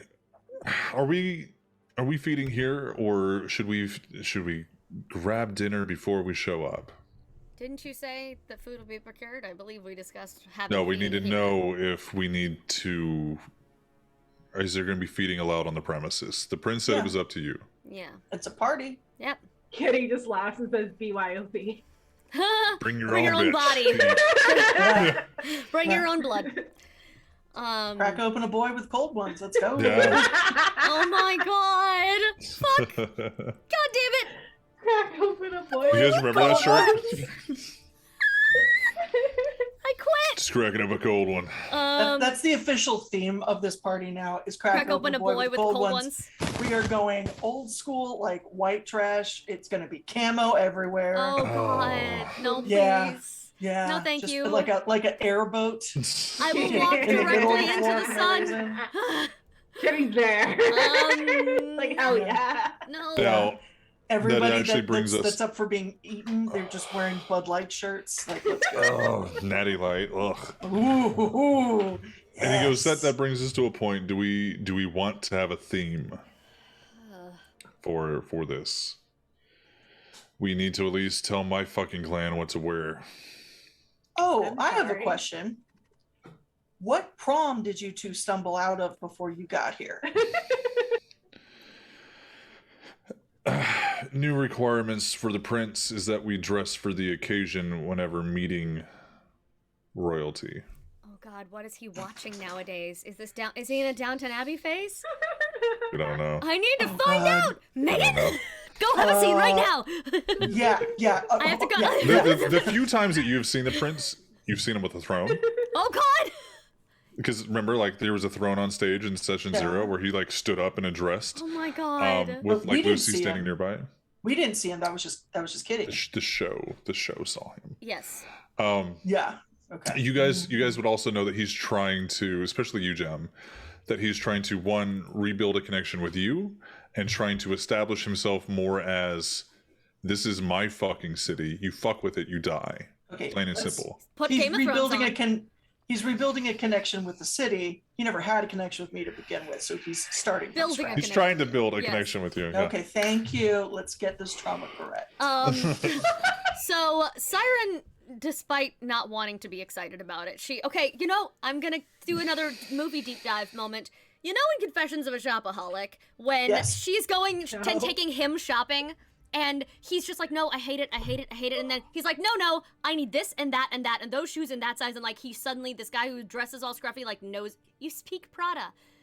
Siren has legally blonde department store. Occasionally. exactly. Got it. Occasionally, yes. So thank you, everyone. Insert reference here. A Siren who is just in a place and annoyed with party planning because that was her whole fucking childhood. Suddenly, just the theme should be a blending of the old and the new. We should find some way to bring in some kind of noir renaissance of the city, and we should celebrate both the history of New Orleans and the new. Like she just like goes fucking off. On, Jem like, is just taking notes. yeah, she just Like- is fucking ready. She comes at them with color schemes. It just all, and then she's fuck, like it hurts. Like that was deep seated. That came in from like it a did. really deep place. It did, and she hates herself a little. No, that was Kitty. That was Kitty Oh, saying okay, that to Siren. You don't know me all that well yet. So the question is when do we do this? How much time are you guys going to need? 3.5 weeks. That'll I put was us. specific. Yeah. Do you want to schedule something for 3.5 weeks? We could probably go faster if we needed to. Well, my question as a storyteller is why? Why 3.5 weeks? Is no, it just in- for storyline reasons? No, Just to literally in skip my ahead? head it was for she stops and she goes, I have more resources than they did. 4 days. She like that was with a budgeting and planning of like her parents' life, and they were very rich, but they still had Day timelines after to fit to. Valentine's Day. She remembers suddenly she's not working within mortal constraints. Oh She my can get god, we shit can get faster. all of the Valentine's decorations half off. No, we're not doing kitsch for this. If I'm doing it, we're fucking doing it Well, right. and that would put it as the night after Valentine's Day, so you could literally have Valentine's Day at the bar, and then Anyone who is a jackass who we need to take for feeding, we can deal with and shove them in a you- freezer. Well, you guys would Everyone has know a that lot. when there's feeding on premises like Yeah. that, it's usually somebody's goal. It's usually like, Yeah, here's my pretty little date for the night that I've ghouled for like 3 months and I'm thirsty. yeah. But if we need to have some blood bags because some people are very specific and picky, we Well, can. then, None of you all have references to get blood Good, bags. just good to know. Cool. and I have zero interest. Like I like Rebecca. I have zero interest in finding out the just What her tastes are? requirements Yeah. for every fucking venture that's gonna walk through. I those know what doors. her tastes are. I know you do. You made her, so we can like they can pick up a snack before they get there. Yeah, bring snacks with, but yes, feeding is allowed on the premises, so we're not having to provide the snacks. Got it. Yeah, okay. BYOB. Yeah. So Friday is Valentine's. Saturday night is shut down for fancy party. Although weirdly, I feel like shutting down for a private event on the weekend lends the bar more credibility than anything we've ever done. It Yeah, got it bought does. out for a private event. Oh shit. On a Saturday? Fuck. Like that's a big deal. Yeah. And so Vegas kind of adjusts his rows and goes, is there anything else you'll need from us? Is there any questions you have? We haven't. You know me, I'm not really here for the parties. Yeah. Is there any questions you all have? And RQ goes, yeah, what's up? Is there a dress code? For I'm asking, is there a dress code? Because I will put them away. I love how RQ's voice is suddenly like, "Ruh, ruh, ruh." Sorry, I have a headache. You're not getting the femme voices tonight. I mean, I'm asking, like, is there a way you're supposed to dress for things like this? If Dad's going to be there and he's requiring.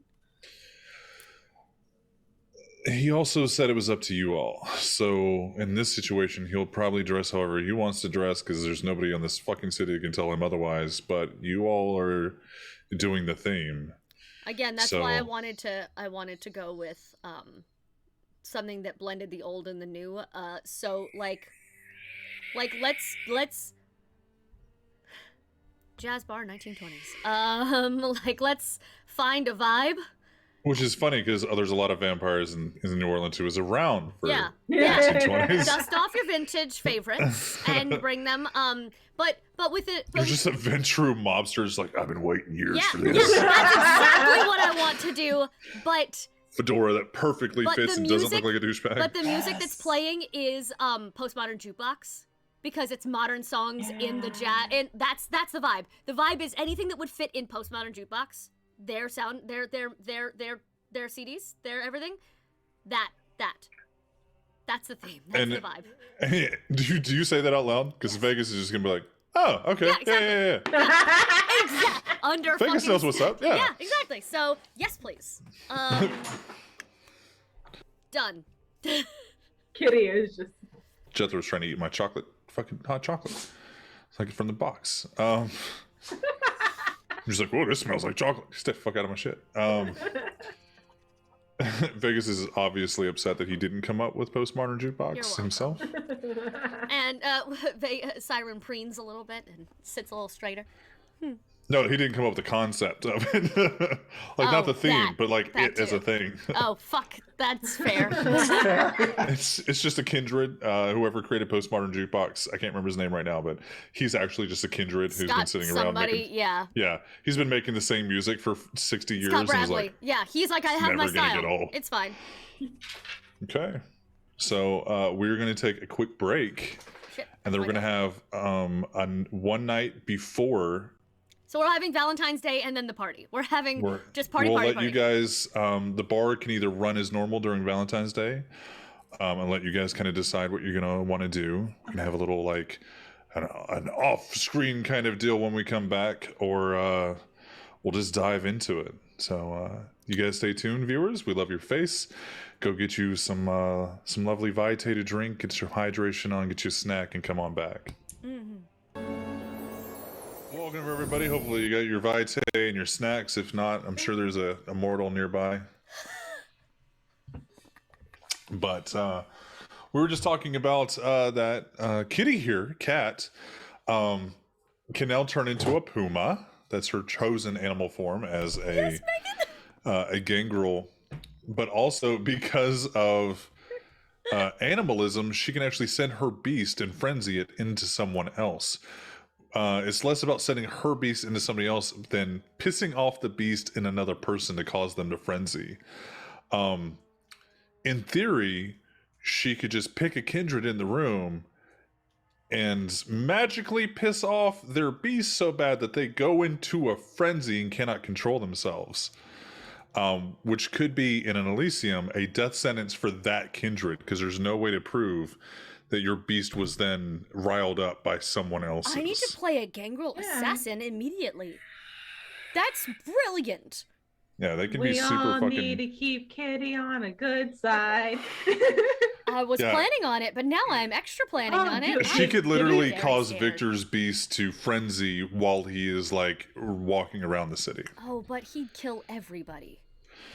For a minute. No one could stop him. For a minute until the church got him.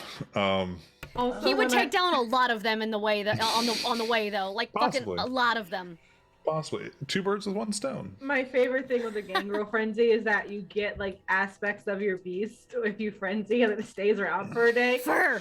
I frenzy and it's just You just look like Hermione when the Polyjuice potion goes wrong. That's what I'm imagining. Well, like very, very much like that. She's going to look very werecatish for a few days. Also, how much experience did we get? What the fuck?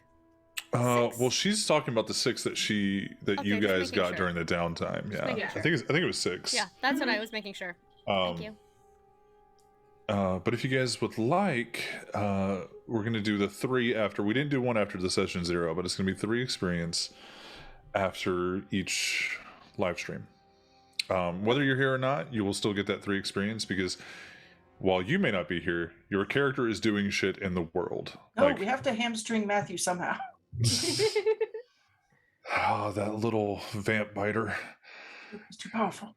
He potentially. I actually rolled to see if you get a hunger for kindred blood, where he would only prefer to feed off of kindred, and luckily he did not. But that could. Oh no. that could have complicated a lot of things. Where he couldn't regain dots unless he fed from kindred. I hate that. Which is super not okay. Yeah. It could definitely be like all right, how do I stay up for an hour after everyone else goes to sleep? He can wake up an hour early with his magic shit. So like he can like make himself wake up earlier, do weird, so he doesn't have to go to bed early. He can just nom us before we wake up. You guys can always put your dots into those things. If you find boons and stuff that you guys want, where, hey, now I wake up an hour early while the sun is still up. I can't look at it directly, but I can be in the sunlight, or in a room, kind of thing.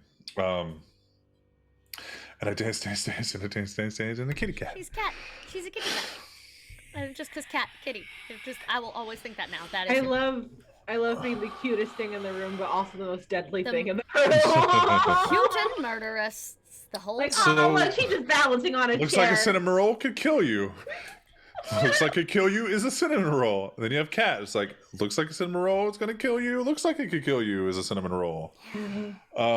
So in the 4 or 5 days that you guys have goals during the day set up with you all setting up, kind of setting up for Valentine's Day and the event on Saturday, what are some of the preparations that you guys would make? We'll start with you, Pixie. What does Siren do?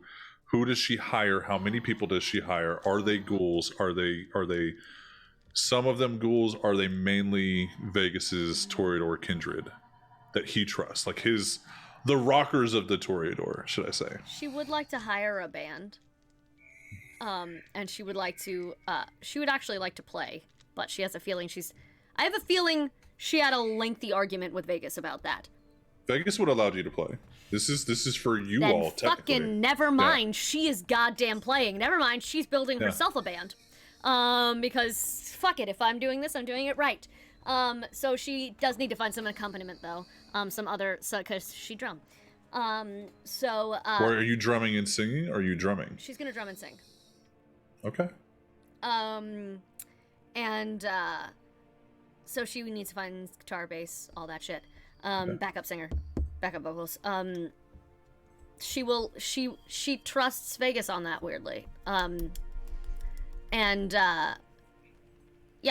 Whether they're ghouls or kindred, she doesn't care.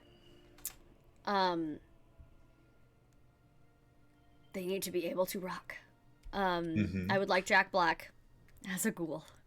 Jack Black as a ghoul? Please and thank you. Yes, I would like him to guitar rage for me as a ghoul, and we're gonna be besties. And I like to think she has at least one nerdy ghoul who's just like plays the cello. And therefore can play the bass, because that's what School of Rock taught me. Cello, you got a bass. And every ghoul you bring out, Kitty gets a little bit more uncomfortable. It's just like, it's like a clown car here. It is. Well, that is my question. Are they ghouls? That's what I was asking, is if they should be. That she was going to defer to Vegas on how I don't believe that you have been recruiting musician ghouls. No, have not. However, We know there is a siren lookalike out there who was a ghoul at some point. Where is she? Shoot. Oh, so you want to help track her down? If she's still around. Okay, yeah. You have access to what you realize looks kind of not really like you, unless the makeup and the contouring and the Toreador glamour is smacked upon her to resemble you under hard lights. Good. Mainly a backup singer. Her vocals aren't good, but her guitar is Guitar is what I need her for. She knows drums enough to be like, yeah, I'm playing drums. To have done the thing, yeah, but she's a guitarist who was hired. Hired. She was told to, all right, you're going to be a drummer tonight, and you're going to have to sing. And she's like, okay, yeah. So yeah, she is going to find that girl. Okay. Hashtag not siren. And get her. Her name is Tori, if you want to mark that down. Like Tori Adore? Her name is Tori.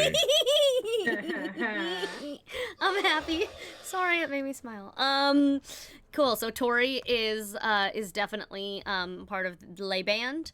Didn't know if Vegas knew any of the rock. She is a might want to play. Well, she is a former ghoul of the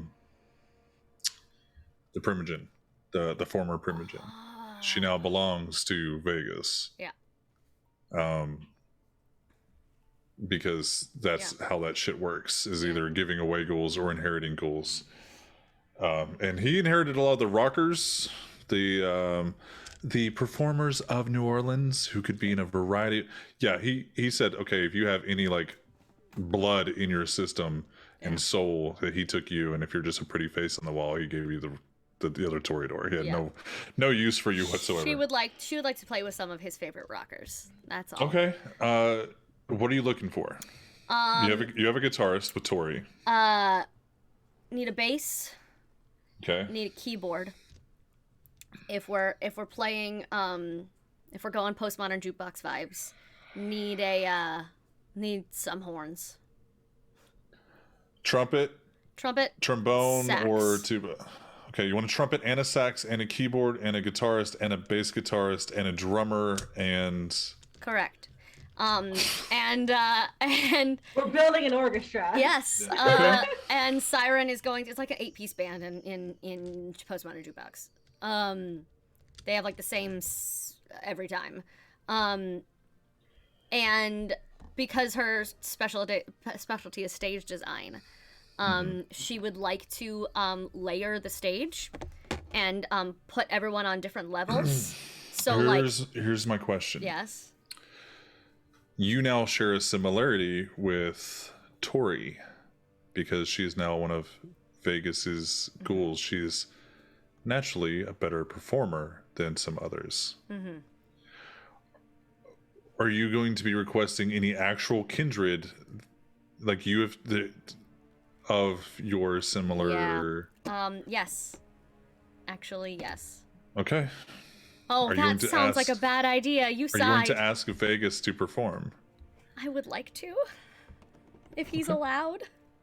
I mean, it's y'all's thing. You can ask him. Even for just one number. Roll a charisma persuasion. Because he's not enthused about the idea. Is this conversation happening privately? This one would have to be private. Okay, I was like, can I assist her? If he doesn't want to do it, she's not gonna. He would rather not, then and he would advise you that if you're going to, that they be ghouls and not actually of the bloodline. Got it. Ghouls it is. And he is going to request that you not as well, but he understands your desire to perform. He asks that you control yourself if you're going to perform.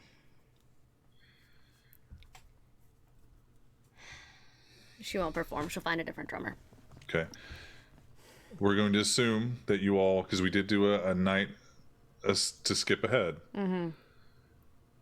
that you all have fed. You're all back to 1. But before we reduce that, let's see if you guys all can pass your hunger checks. God fucking damn it. Okay, so you're still at 2. Yeah, That's 2 nights fine. in a row with that. Okay, so you're at 1. Kitty, you're at 2 now? Okay. So, for the record, Siren is going to have a harder time to not perform if she doesn't feed. You're not going to be able to not be on and in the limelight.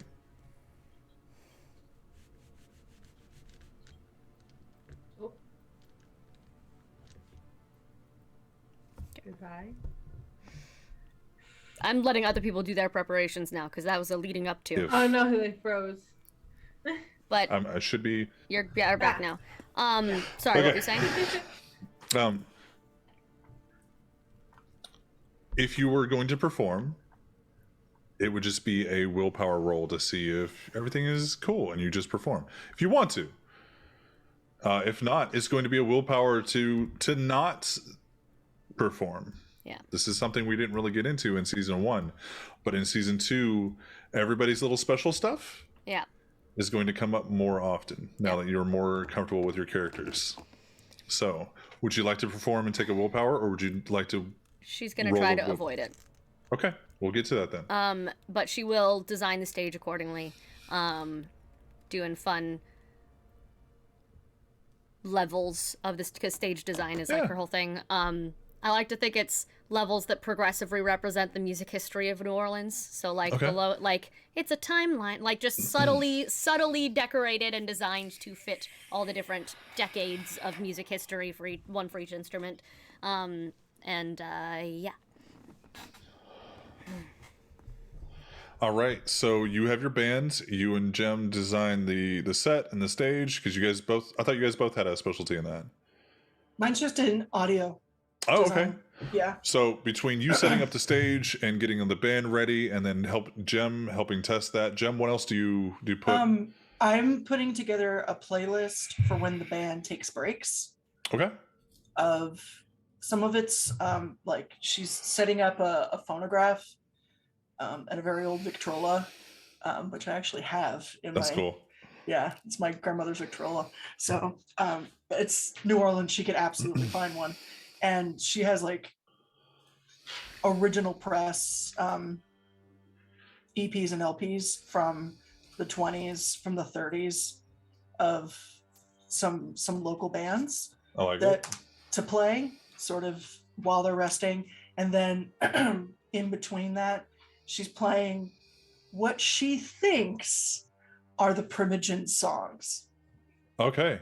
Let me ask you this. You've only really had a lot of dealings with Lucy, the Prince, Vegas, and now more recently RQ. And Rebecca. And Iris. And Rebecca Iris and isn't a Iris. Primogen. She's not a right, Primogen. sorry. I mean, not saying you can't play Iris a song. She is in our heart, obviously. Yeah. But because of Kitty being more inside the city, Kitty is one of the only gangrel that live and reside inside the city. She's an indoor cat. Yeah, she's like, I'm gonna go outside when I want to, but I would prefer to sleep on a couch.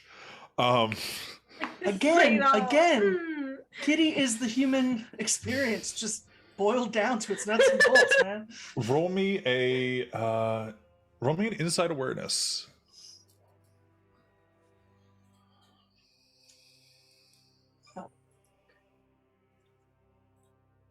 So, okay.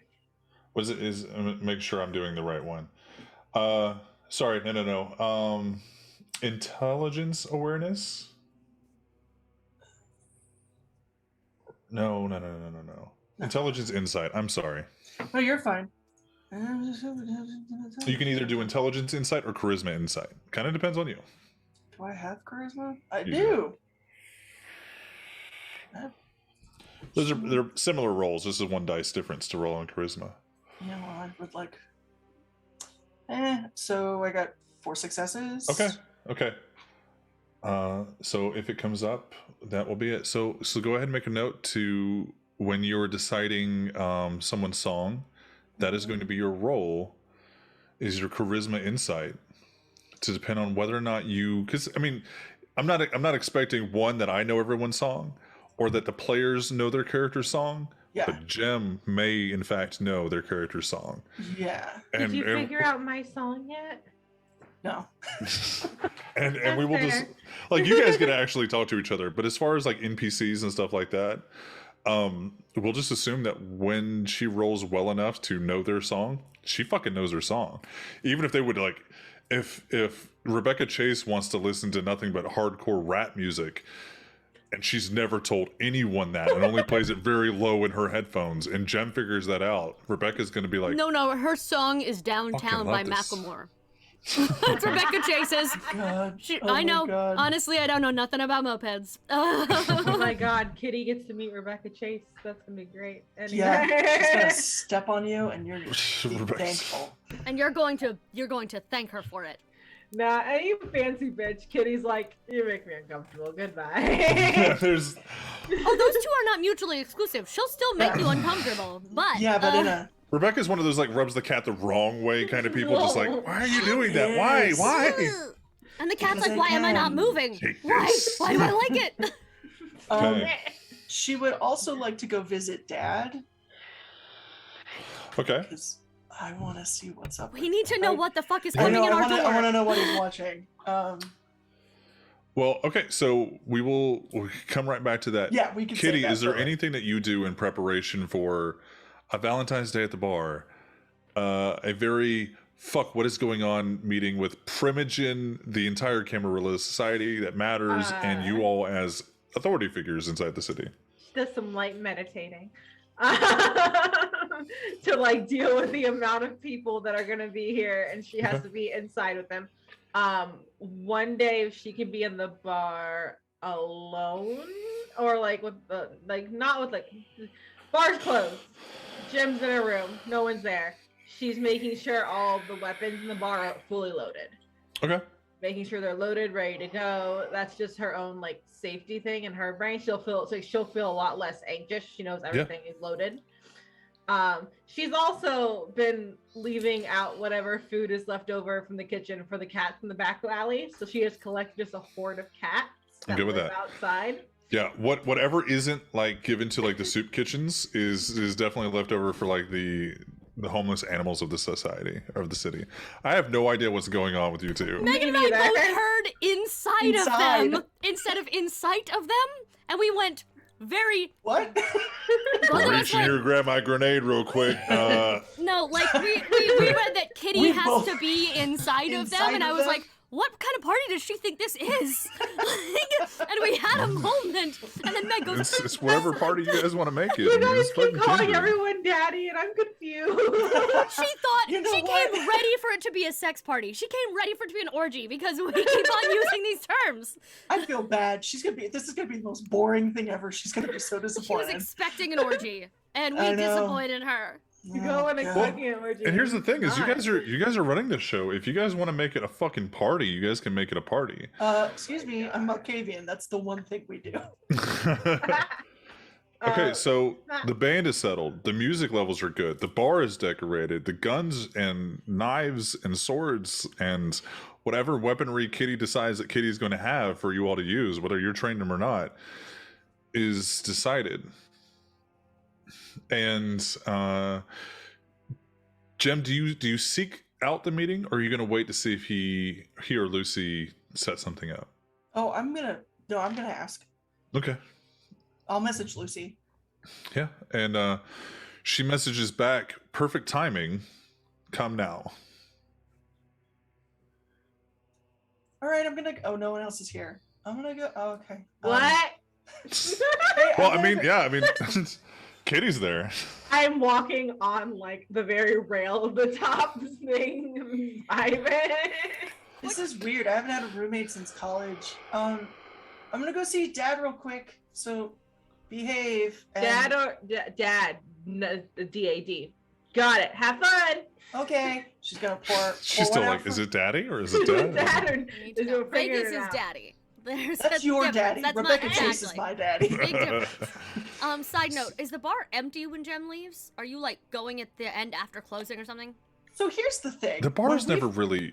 See, that's the thing. When we first set this up, it was I don't want to say slammed down my throat, because that would imply that I was slightly offended by how quickly I was corrected by everybody. But it was slammed down my throat that bars are open 24/7 in New Orleans. I forgot. Yeah. As far as I know, we're always open. We got the day shift and the night shift. Yeah. Right. That's fair. That's the I imagine we do have to close to set up for both of these events though, which is why I was wondering. For a little bit to put shit together, we have to at least have some down hours to move in furniture and move in lighting equipment and we're gonna close, I'd say, do you trust ghouls to get stuff set up? No, not when it comes to the music and the sets. I can watch them.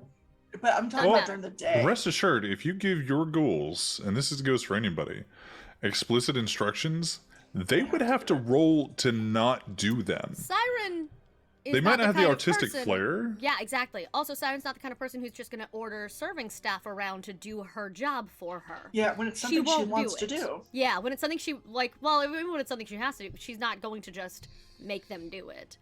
It's her project. It's her stage. That's what I mean. This is her thing. Yeah. And she's not allowed to play in it, so she's gonna make sure it looks. Yeah, I don't know great. if you guys would even think to ask ghouls, unless you were ghouling people with an eye for that. The Toreador are known to ghoul people specifically for their artistic flair to design. Siren shit has for not them. ghouled a single useful Toreador person. She has ghouled security and fuck toys. Yeah, and drivers. Yeah. Yeah, those are the same thing. I'm sorry. Because here's my thing. I would still like to make some money off of Valentine's Day. Yeah. So if we can stay open till midnight, that'll give us 6 hours to clean up Valentine's Day and set up for... I just assume that you guys are going to kick ass with your Valentine's Day preparations because you've had longer to prepare for it. You guys have known that's coming up. That was done. And that you guys are going to be able to take down and set up in enough time. That's fine. Okay. You're going to have ghouls do some stuff while you guys are asleep. But there's a certain point where you guys are like, okay, all the Valentine's people are getting drunk and taking their dates of the night home, and once it's not a night that stays open as long as others because people are like, cool, I'm gonna go fuck this bitch. This is great. So yeah, you guys are good. Pour one out for Whiskey Lou. Yeah. Tell him I love him and I'll be back, and then I go to Tristan. I feel like that one shouldn't need looking up. Tristan, a fuckboy is somebody who seeks out purely sexual relationship and does not care about not manipulating others to do so. So Siren I said fuck toy, but still, yeah. Yeah, a fuck toy is somebody you would use, like a fuckboy would use, or sometimes in a committed relationship. Siren ghouls men that she can lose herself with and pretend like she doesn't have real feelings. She doesn't take fuck boys.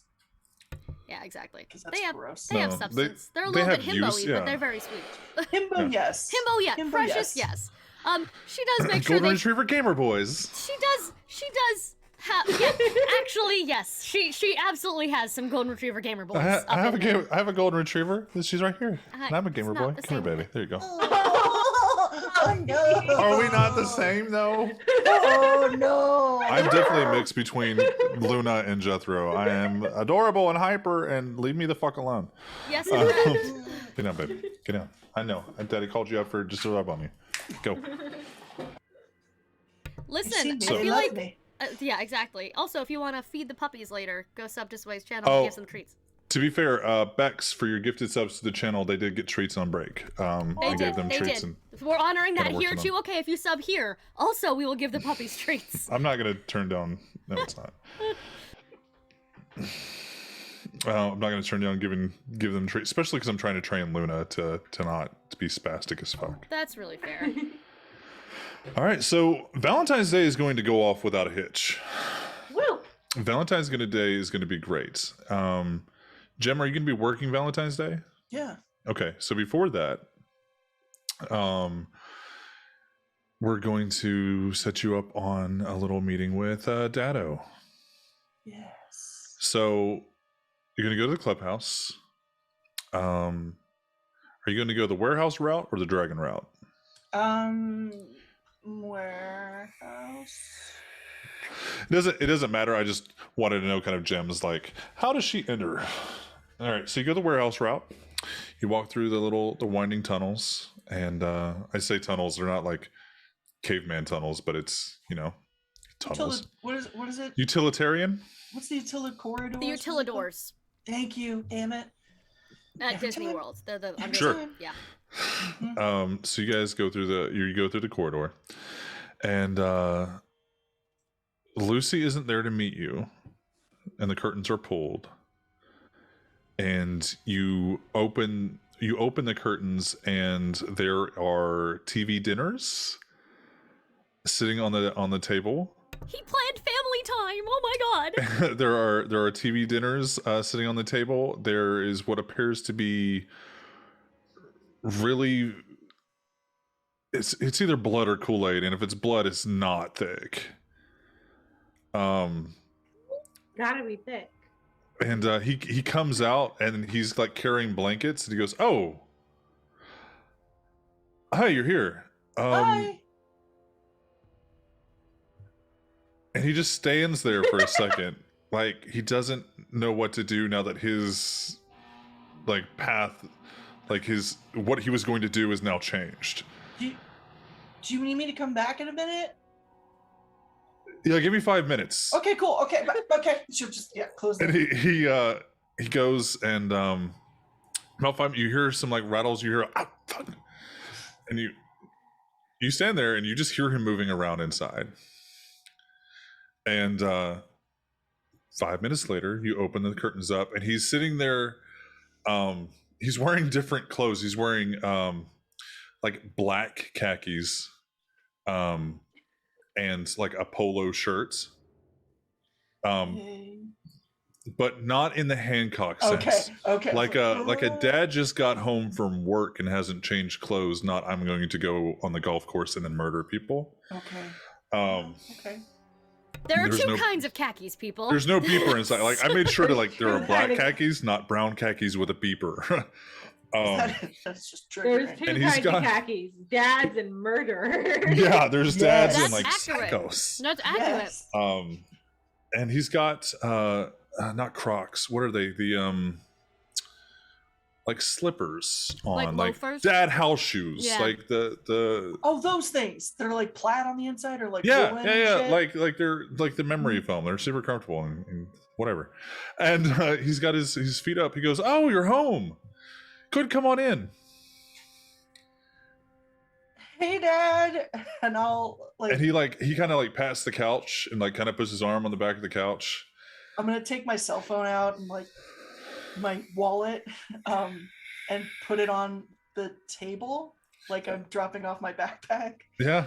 and then go like plop next to him. And you can tell that the food was warm. And like the it's definitely like one of those old school TV dinners, like mashed potatoes and gravy, but Shut like up! the I gravy's still eat kind of. those. They're real good. I'm not. Dino It was chicken really nuggies? good an hour ago. Dino chicken nuggies.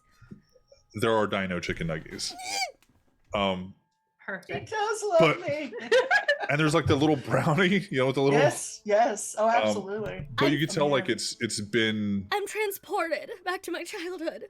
the potatoes with the gravy, like you can tell it's been sitting there because the gravy is kind of like got that shell over top of it, And he goes, "Hey, how's work?"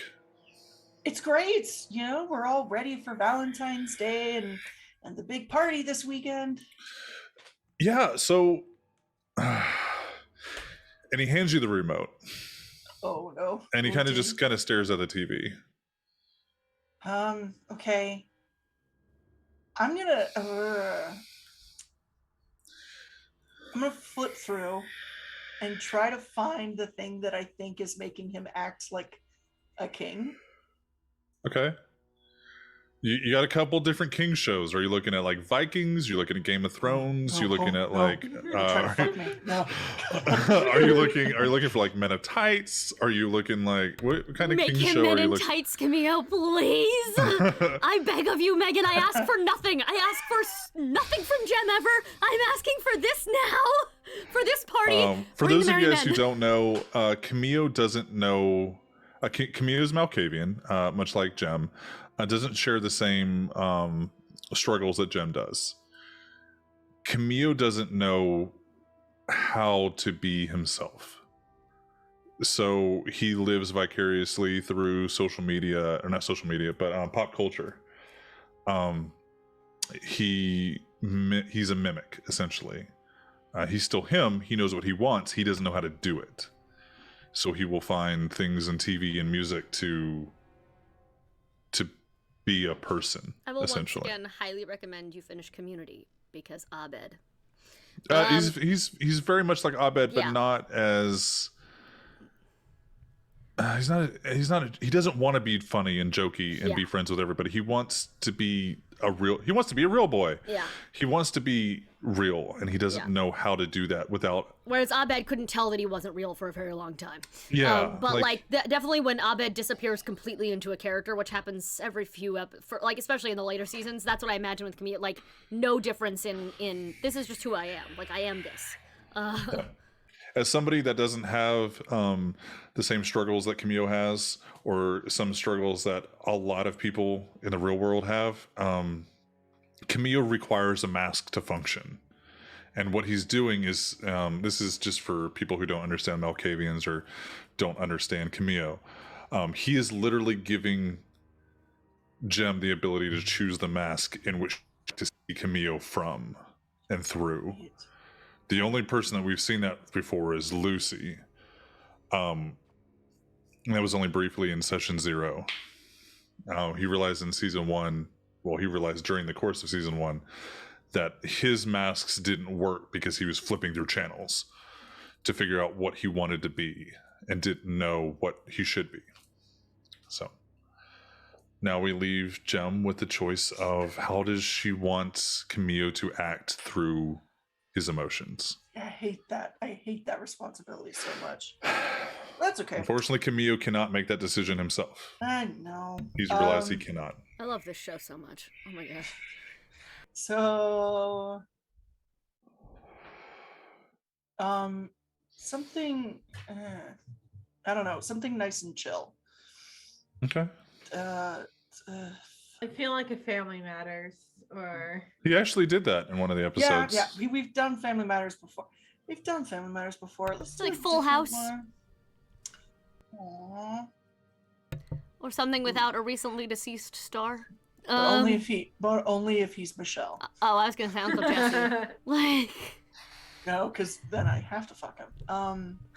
Uncle Jesse would be weird in Elysium, though. It really would be. It really would be. So yeah, you're deciding his party cameo. You're deciding party vibe. Party cameo? Very well could be, yeah. He might never switch. Give us Richard Attenborough narrating a nature documentary. David Attenborough. No, I want. You're also asking me to do this, so I can't do Attenborough's voice for a fucking entire night. Okay, I'm trying to. What do I want for party cameo? One want day, something- we will put Rocky Horror Picture Show on this TV. Something regal, something nice and respectful. Well, it doesn't have to be for the party. It could be just for tonight, just for you and him.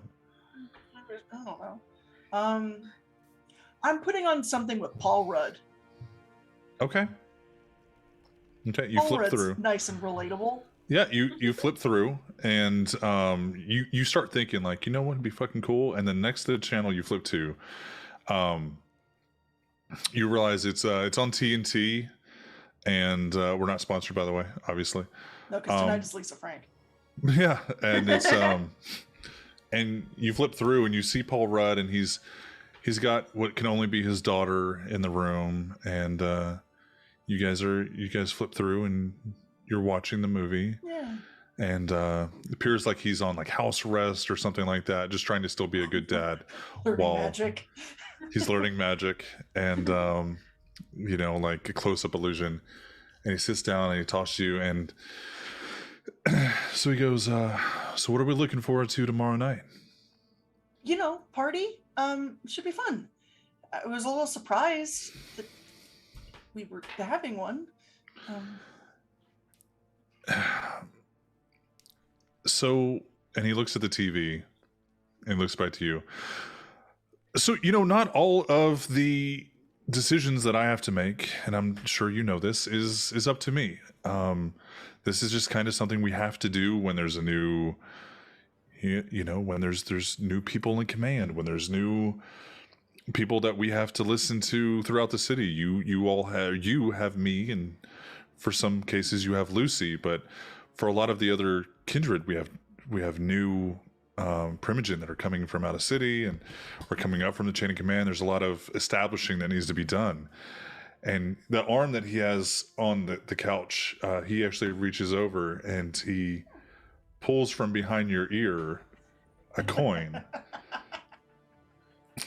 And he puts it in your hand. He goes, "But I know you're going to be able to do a good job on this." Yeah. Oh yeah. Simon's been working her ass off. Everything's going to be great. Kat's really awesome, by the way. I mean, Kitty. Kat's cool too. You don't know her, but I'm so sorry. I saw her through the veil, so somewhere in the network. Yeah. She comes to the bar sometimes. They're really cool. Kitty's really neat. Thank you for her. And he looks over and he goes, So what do you think that we need to do in the city? What have you seen that over the last year, that we need to make changes on? You and Lucy are the only ones that can see it anywhere close to the way I do. The only thing I've seen is the guys in the suits. Still got to work on those. Yeah. And you notice that, for those of you guys who haven't picked up on the movie, Paul Rudd is now putting on a very metallic suit and shrinking. Oh no, what am I? And the prince looks at the TV and just kind of...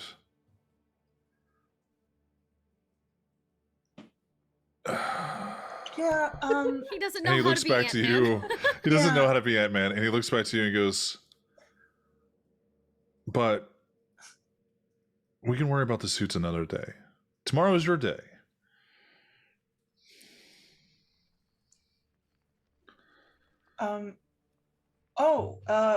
Do we need to wear anything in particular?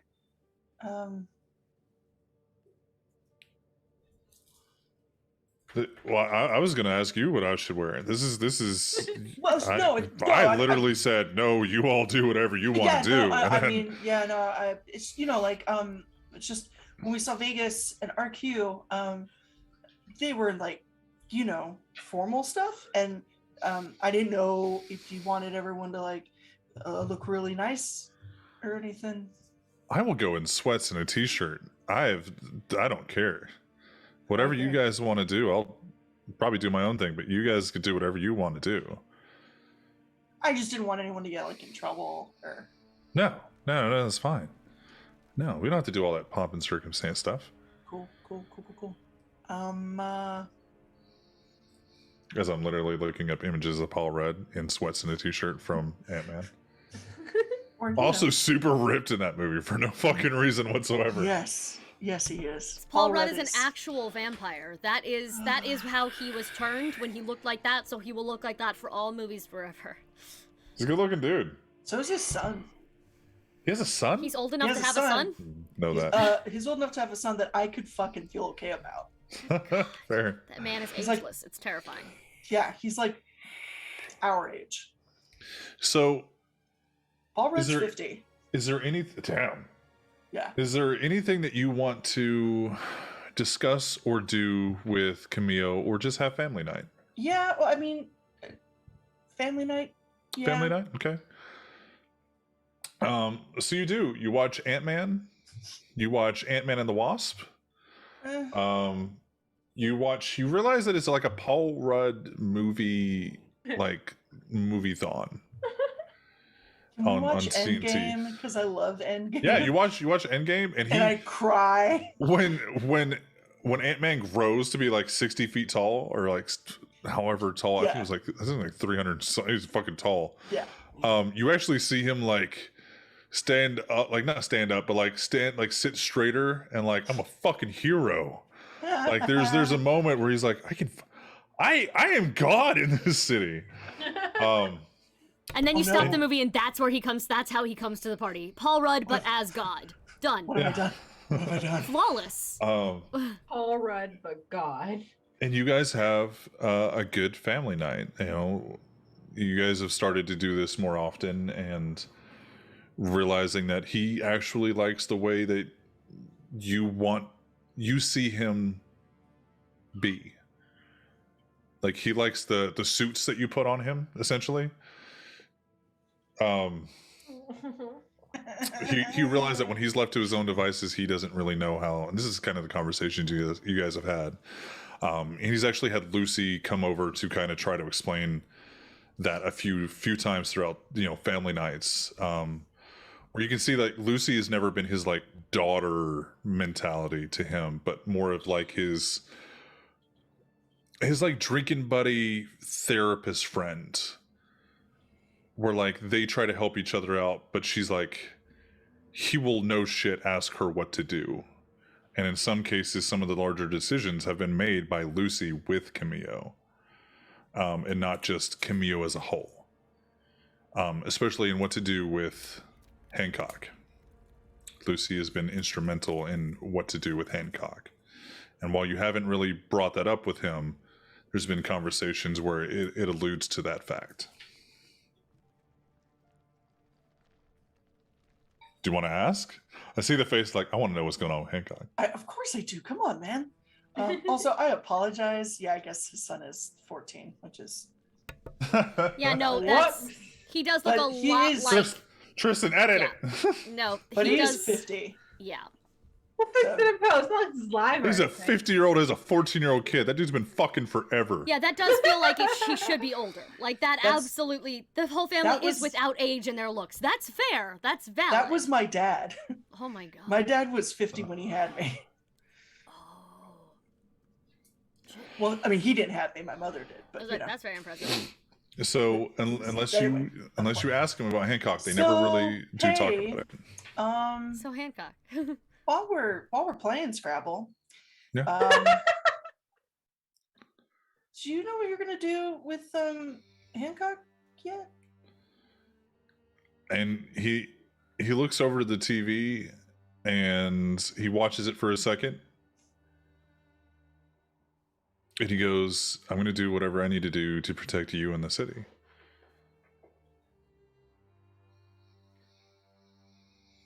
But I mean... He's out of sight, and as far as we're concerned, he's out of our minds.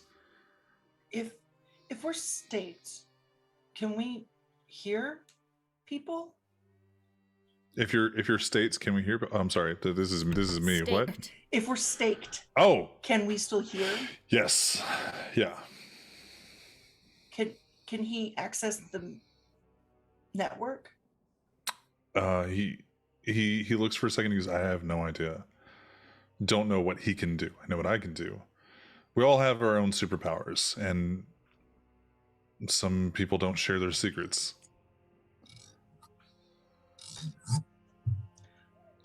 I'm kind of bummed he turned into an asshole, or was always an asshole. I think he's always been an asshole. Yeah, I think he's like, I love you. Okay, that felt weird, but and I love Lucy. And I'm not saying I want a brother or sister. It would just, I don't know. Sometimes it gets lonely when it's just the three of us. Well, I mean, you always have your team. I gave you a cat. I did. I gave you a cat. I gave you a large, giant ant. Do you want, woman? Some people go their whole lives without getting a pet from their dad, and look what I got you. It's a fucking Puma. No, I mean, they're great. They really are. But they don't. And he looks get like, it. do you want a brother or sister? No, I really like being an only child. Please. Okay. And he looks at the TV and like the daughter is the only child. She's fine. So he's like, I don't know. No, I just, sometimes it sucks when people don't understand. Well, there's never a guarantee that even if you were to have a brother or a sister that they would understand. And sometimes bad things happen to good people. And sometimes they turn into giant assholes. And we wouldn't want that with going in with best expectations, best hopes and dreams, and then have them turn into an asshole that would try to kill me in my sleep. Yeah. Hey, I'm really glad you're still here. I'm really glad that you're still here. And he turns and you guys have a good little night. If there's no other questions that you want to have.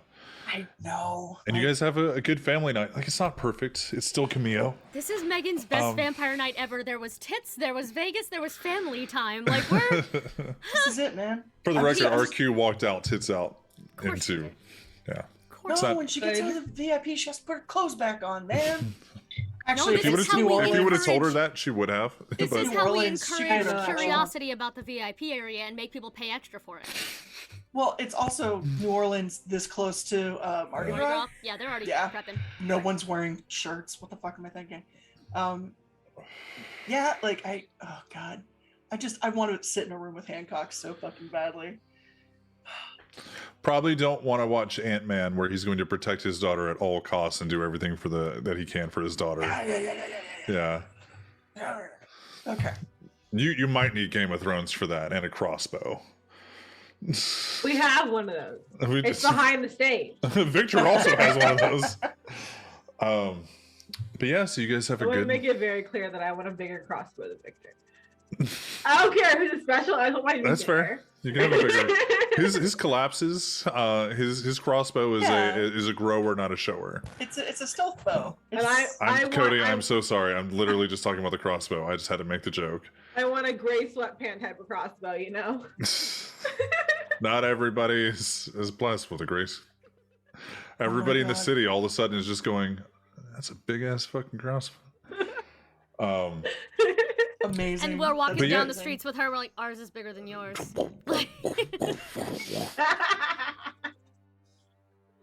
So you guys, you have a great night with Camille. Great with, all things incorporated. And you guys, there's an issue on Valentine's Day with some overly amorous guys that are trying to be overly amorous with people who they obviously didn't bring to the bar. Okay. Hey, Siren. Yeah, no, Hey, she kitty. needs to feed, or we're gonna have a problem tomorrow. So, and here's the thing. I do. This is a perfect opportunity for Kitty and Siren to feed. You're both at 2. We are. Are you guys going to feed on these assholes at the bar? Oh yes, we are. Okay. Yeah. So are we doing the Kitty makes people run, and then the Siren finds them in an alley, and then you guys nom nom? When we get into an alley, can I making sure no one can see? Can I shift into my Puma form and attack? And yes, because that's the thing is. Good for me. So here's my question though. I feel like if someone sees you shift into a puma, we will have to drain them completely between the two of us. So they don't remember I want that. to make it very clear that Kitty does not care about killing people. And that might be a problem in the future. So Siren's going to do this then. Siren is going to, I feel like they've also done this a couple of times over the last 6 months. Or probably. 3 months. 3 months. She's been there for 3 months. Siren likes to target the men who do shit like that and lure them into back alleys with her looks occasionally. If she has to play it clever. In distracting this gentleman, she will give you time to shift where he cannot see you. There's no way that somebody can shift into a puma, bite this fucker's neck. He can see her being a puma. I didn't want him to see her being a human. You're first. going to have puma attacks on the news if. Then we gotta kill him no matter what. Got it. There is a short term like memory loss. Yeah. Like you don't really remember, but there's a difference between your two fangs and Kitty's two fangs, and then a puma. Another day. Yeah. Like if you needed to wear out essentially and Yeah. fuck somebody up, you 100% could. But stealth feedings as a puma inside the city, Gonna be a not problem. really. Yeah, it's not really going to be a thing. That's fair. Can you, if you need people to be scared of you, can you just make certain elements of it appear? I can. Yeah, Yep. that feels fun. That feels fun then. No? No, yeah, she Okay, can. She good. can 100%. She could just control her eyes. She Yeah. can grow her hands out to be fucking claws. That might be a little hard to explain, but like, hey, contacts exist. Doesn't mean you didn't get freaked the fuck out by them. Yeah. And also I'm going to bash his head against the wall because he was trying to fuck with women in the bar in my fucking bar. Okay. So we would like to co-feed, please. Okay, you guys do. There's actually two. Good. Two guys that were kind of not trying to like tag team somebody, like try to like, but it was definitely like one woman was getting hit on by one dude and finally got out from underneath that bullshit, and then immediately got like, you know, she was just the hottest chick in the bar. She came in by herself, and like it just seemed like one dude after the fucking next was trying to get in her fucking pants. And two were particularly forceful and or put hands on her, and two were definitely like, yeah. she walked by, they grabbed her ass, yeah. and while she went for the next one, Yeah. it just didn't let up. Also, Siren, if when in back alley feeding, because she also likes to punch the shit out of people. Kitty, you might notice she's a little more forceful about it than usual. She's not. She sometimes pulls her punches so she doesn't break jaws. She does not tonight. Yeah. And you can definitely tell, like, Kitty has more points in Brawl, but, like, you can see, like, there is some fucking skill there. She has had training, and this little rocker chick is trying to put this dude's head through a fucking wall and her fist through his gut. When you stop, you hear like a purr in the back of Kitty's throat. Friends! I made friends! It's just like the pretty girl blood. Nice. As she's done her drain, she's licking the leftover off her fists. Yeah. That's what I like about you. The boys would have asked questions about that. Let's go. Do you take their money? Yes.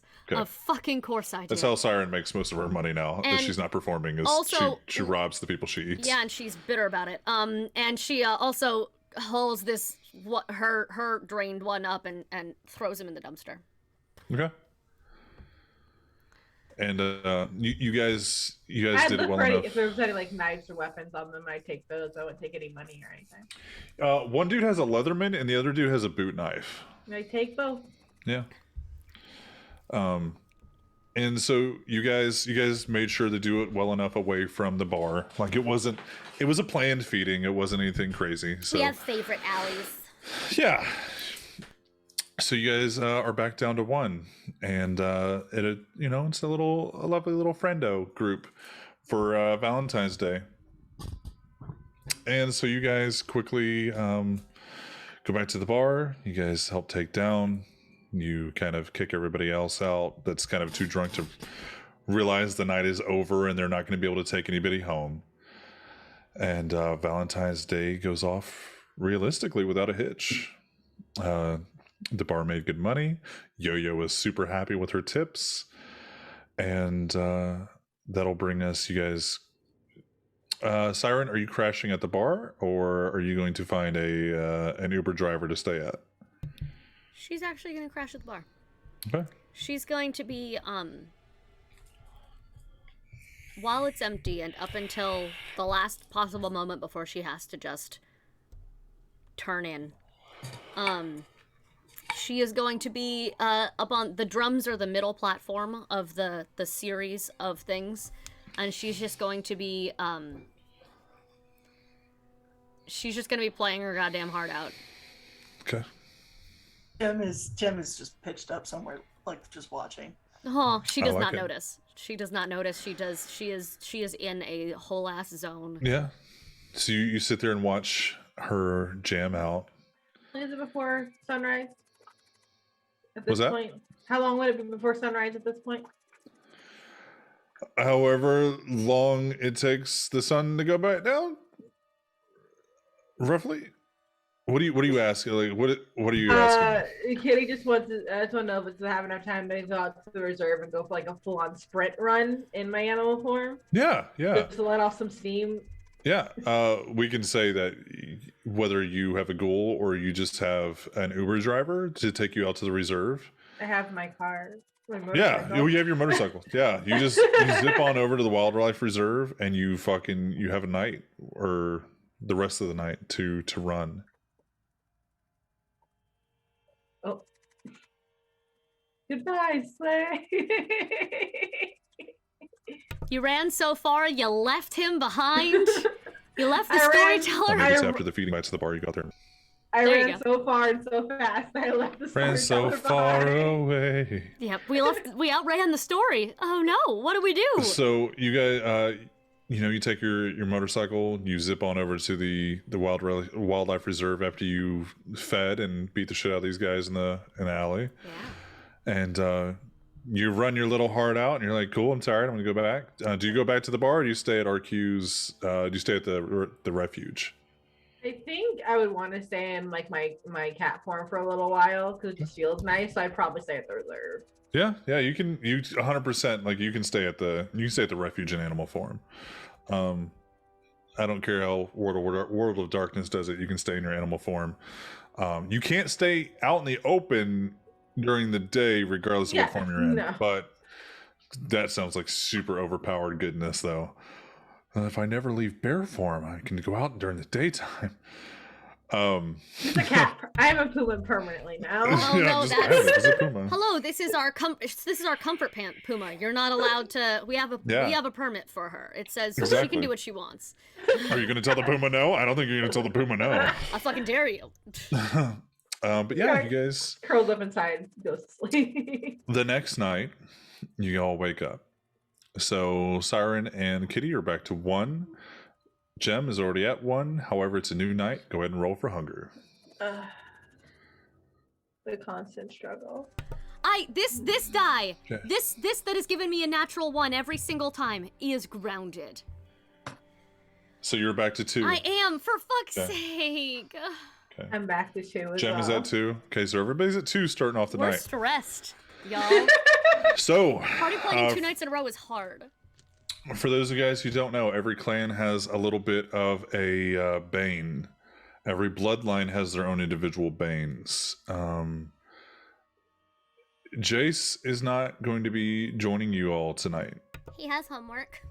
Well, Iris is also not going to be there. Well, you guys will see, but the Tremere is going to be there, and their bloodline is not. Because Tremere are shitty with themselves. So the night kicks off. You guys are set up for a postmodern jukebox extravaganza, and the bar is shut down when you guys all arise. And as you guys start making your way back to the bar, we're gonna play for a little bit longer, but because we're gonna end probably about 11ish. Is that okay with people who had? Yeah, good. Yeah, I'm afraid if we go too much longer into a big ass party, it's just going to be a little bit. Yeah, that's fine. Ending before party start. We can do that Yeah. next week. That's fine. Or So whatever. Yeah. you guys, the party is supposed to start at midnight. That gives you guys like 5 or 6 hours before. There's going to be people that arrive beforehand. But you guys make your way to the bar. I'm going to give you all a chance to feed beforehand, because realistically there's not ever going to be a party that starts at sundown for Kindred Society, And so you guys can all go back to 1. Thank you. The reason why I did that was because specifically for Siren and Kitty, if they hadn't fed and went from 2 to 3, that could be a bigger issue. So because those feral impulses for Kitty could really fuck some bitches up. Kitty is not safe to be. I have a flaw when I get to 4. I start like bleeding from open. Oh, you got the stigmata? Fuck. Nothing like a bloody puma to set some people off in fucking New Orleans. Let's not get to 4, guys. Save it for Halloween. It'll make sense then. So, as you guys, we'll talk about it next week as well, but describe for the audience what you all are wearing to a postmodern jukebox 1920s to 40ish themed old and new bloodlines mixing party. Siren, do you want to describe your outfit first? What do you envision? I hate going first. You're right there. I know right I am. That's fine. So she is going. Mob. If you hit level 5, sorry, Scribe asked a question. Yeah. If you hit level 5 Hunger and Vampire the Masquerade, you officially lose control of your character. It is no longer your character, and it is my character, and there is no coming back from that. Yeah. There, no amount of feeding can save you now. Siren has gone if a female mob boss went biker chick. Okay. That is her head tilt from Kitty. That is her vibe. And also as someone who usually wears like vibrant colors, this is actually the most muted you've ever seen her wear. The only color she has other than like black is purple. She has shades of deep purple in her outfit. Pinstripe vest, but it is cut like a leather biker chick vest. She's got she's done her hair up in a very 20s 20s style, but it's still the bright blue and purple streaks. I have started gathering reference photos, but that's the vibe. I'll have a whole Pinterest board up by next time. But that's the vibe. Is imagine leather-clad biker chick meets mob boss, badass mob boss chick, and go. Stay tuned in the Discord for everybody's Pinterest board coming up this week of correct. what the party is going to look like and what they're going to look like for the party. All right, so Kitty, what are you going to be rocking to the party? Okay, so I said I wasn't, but Kitty's actually gonna wear a dress. But it is like a more like open kind of flowy dress. It's not like skin. It's not skin tight. It's like if I need to run, I'm gonna be able to, you know. Hey, I've seen the TikTok dress. Like, there's double slits. You can move in that shit. It's exactly that. It's the double split. It's that. There you go. She always has like fur jacket that she wears all the time, except now it's washed, and that's the big difference. Is that it's been washed. So she has like this like it goes to the floor fur coat and this double slit black dress, and has like strict inspiration from RQ. She has like a bonish looking necklace. And her hair, it's usually like down and really crazy. She has up in like a high ponytail. Okay. She looks So Jim, nice. what are you dressing up for tonight for the party? So actually, Siren and I had a very similar idea. So she's in pinstripe wide leg pants, like high waisted with like the 1940s. It's the Sutton Foster anything goes pants. Please be in this. Yeah, except not a stripper version.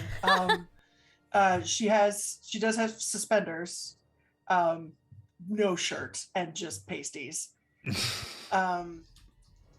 Part of her hair is in victory rolls, like on a side, but the rest of it's just sort of down and crazy curly. And yeah, I think there's like probably some jewelry or something I couldn't. Okay. Yeah. So as we end our show with the beginning of the night, which is an odd way to do it, but we're going to rehash. Wait. What? Go ahead. And it's just us, right? At the bar right now, it is just you, unless you wanted Yo-Yo to be there. No, I mean, like for the evening, it's going to be just us. I know about like weapons aren't great. I kind of want to wear my rusty axe on my back, Okay. but I don't want it to be seen as like a threat. It's not So I'm not threatening, going to do it's that. an I'm not going to accessory. do that. It'd be hard to sell that for people who don't know you as a Malkavian with an axe. It's very, very shining of you. Also, But it's don't the forget bad to, one. don't forget to start your stream so we can raid you also, because that was an issue well. last week. Oh well. But yeah, okay, then Ash is not wearing the axe. The rest of the world, as in Sway's head, we go like, that's a threat. That's a Malkavian with an axe. I can't predict that. Yeah, that's fair. There's a Malkavian in the room. I can't predict that. Yeah. Yeah. Are we all going to So- talk about the Malkavian in the room? So you guys are setting up, and you guys are talking, and you guys are looking phenomenal, by the way, in a variety of different ways. And do you have Yo-Yo there? Is Yo-Yo going to be one of the goals that you have? Now, she was specifically hired by you because she knew how to make drinks, but specifically Gould by Siren because she's a badass. So she can. So? She can. I'm just asking. Because remember, she was one of my fist teachers. Mhm. She was my Krav Maga instructor. Yeah. That's right. I mean, yeah, I'd assumed. We'll say that the ghouls are also there. Pixie's hitmen are essentially there. The Sirens hitmen are there, and then they're just kind of there because they were there before sundown, and now you guys are setting up. They've helped where they can, but they don't know what the fuck they're doing if it doesn't have a gun or a blade in their hand. So they're like moving furniture essentially. The band is already there. They've already started doing like some of their sound setup and their sound tests. Siren is actively, now that the stage is actually set up, she is anywhere but the main floor. Okay, She so is we'll say. Go ahead. actively upstairs. She is in like the office if she needs to be allowed to be. If the kitchen isn't cooking food because it doesn't have to, she is in the kitchen. Like she's finding other shit to do. Yeah. And we can say that you guys are upstairs, like, you know, in the VIP area, setting up while the guys are downstairs doing their thing. I have a small cat that I'm petting. Have you adopted? I mean, Gangrel are actually the only kindred that are good with animals. Do you have like a favorite stray? It kind of climbs in through the window. It's this like really chubby orange tabby that's been around for like years and years. It's an old cat that she just picks up, and this is my emotional support tabby. I like it. His name is Fred. So Pixie, when Siren finally decides to come back downstairs to be with the crew and see if there's anything else that needs When to be she is said. dragged back downstairs to be with the crew because Jem comes to find her and says, "Stop pouting." Never. I That was feel season like one gem. with brazen politeness, she implies that I should stop Hey. pouting. Yeah, she'll text her. Kitty, Hey, go get her. Kitty, go fetch. I'll text her. Hey, having a problem with some of these aux cords. Can you come down real quick? When have you ever? Can you come down real There quick? it is. She. We're going to switch this real quick. Oh Fine. no, I think I broke it. I think I broke it. Yay! No, don't break it. She will begrudgingly come downstairs, but you will also note when she does appear in full evening regalia, as sexualized and non-dressed as it may be, she has all the attitude that was bred into her over years of, this is a party, I am the host. It is an eerie shift, actually. It is an obnoxious shift where she knows all of these things. She knows how to run a fucking party. She does not like it. She doesn't like that she knows this. And she has a face on that, like, you know she was pouting up there, But she is here now, and the people mustn't see the cracks in the foundation. That's not how Believe this it or works. not, I come from a long line of wives and mothers. Wives and mothers, exactly. Many of us do. She's Kitty just looks at her and goes, gross, and let's run outside. I agree. I don't like this attitude. I hate it. Thank you so much. Hey, Siren. Hey, Jem. So, well, I'm gonna say this, and I think it's just gonna bounce back. But this is, I know, like, we're hosting and stuff, but it's technically a party for us. So, when you need to, like, tag out and not be on as much, let me know. I can host too. I know you. I can. I know you can. I know you can. I just don't want you to be stressed all night. I will be. Like, if there's Kitty's like, I do not know. if there's like an hour that we can carve out where you. If I'm hosting, this is turning into an orgy. I'm just saying, let's let Kitty run with it. You know what I mean?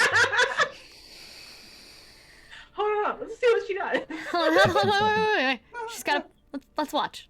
Let's wait and see. No party has ever been for me. My own birthday parties weren't for me. They were to show off. And that's kind of what we're doing, isn't it? We are introducing ourselves. We are... It's whatever you want to be to the city. Exactly. The voice in my Whatever head. you all want to be to the city. But Siren can't be what she wants to be to the city in front of these people. So this is what she is making herself be tonight. So, I might relax once it gets started, but until then, I have honestly no idea. This is all I know how to be right now. That's fair. And hey, thanks for playing last night. It was really, really good to hear you again. I did not know you were listening. Are you kidding? Yeah. Sorry, I thought everyone was gone. I didn't know you got back. Sorry. Oh, I didn't mean to intrude. No, you liked it? Of course I did. You're like the best drummer. Seriously. You're so fucking good. Yeah, now I'm just managing the band all the time. And with that, we were going to do this next week, but with that compliment and hearing the band practicing in the background, Siren begins to hear the beating of the drums in her head. Fuck, shit, god damn it. What was that, man? No. Siren, I need you to roll a willpower check. Oh no. Oh no. Oh no. Oh no. Oh no. Oh no. Oh no. Oh no. I was trying to be nice. No, it's Oh, okay. no. It's okay. This is perfect. Damn it, I put gas in the chainsaw, I'm an idiot. And as you see the doors opening up and the Primogen walk in, RQ and Vegas leading the other Primogen into the room, into the bar. And behind them, the Prince, Jem's sire, the Prince of New Orleans. Vegas locks eyes with you, Siren, smiles. What did you roll for your willpower check? Is it 6 or above or 5 or above? 6 or above. 2. 2 successes? Yeah. You see Vegas locks eyes with Siren, smiles. And Jem, you see Siren smile back to Vegas. The facade of, I am the host, I have to put on this face, cracks. And what you see is the same energy that you saw last night, but more robust. Siren has the intense need to perform, to shine in front of others. Her bloodline's bane of the Toreador isn't that she finds things disgusting and hideous like the Nosferatu. She needs to shine. And God help anyone who stands in her way. And that is where we're going to end season 2, episode 1 Yeah. of Blood in the Bayou. Shine bright, you crazy diamond. Go! Go, be free. It's one of those things like Gem could break in stressful situations. Kitty could literally rip the throat out of others when she gets stressed and pissed off. Jace could sit there and scratch his eyes out because he can't figure out a specific algorithm or alchemical formula. And sometimes Siren is going to need to be... She's, for all intents and purposes, she's going to be needing to be worshipped for her music and her performance. And if not, if she doesn't play her best, things could go horribly wrong. And if she does play her best, Things could go horribly wrong. I broke him. Excellent. Oh, Excellent. I like to Excellent. imagine it as, you know, when if you've seen I like to imagine it as if you've seen Arcane, when there's a moment when Jinx, before she officially decides that she is Jinx, she looks down and she is sad girl, and when she looks back up she is a villain. Like, it's this eye shift of like a slight glance down, and when she looks back up her eyes are purple and she is just fucking done. And I like to imagine that is the crack that happened when, with those combination of everything, and the drum beat getting louder and louder and louder, and it's just...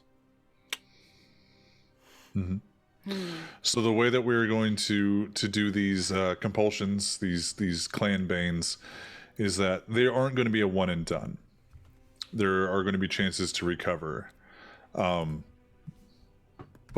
the first slip was already there. So we will start off season 2, episode 2 of kicking off one hell of a party for New Orleans Camarilla. Party time. Oh my god, we Hey, should all get dressed up. So we're still discussing if that's gonna happen next week while I'm out of town, and we're trying to stream from the same place because internet may not be able to handle it, or the week after when I get back. Probably not. Probably. I'm I've thinking been week shitting after. the bed a lot on the internet Exactly. right So I'm thinking next week. Next week, Cody has offered to run a World of Darkness one shot to stay in the world for Friday.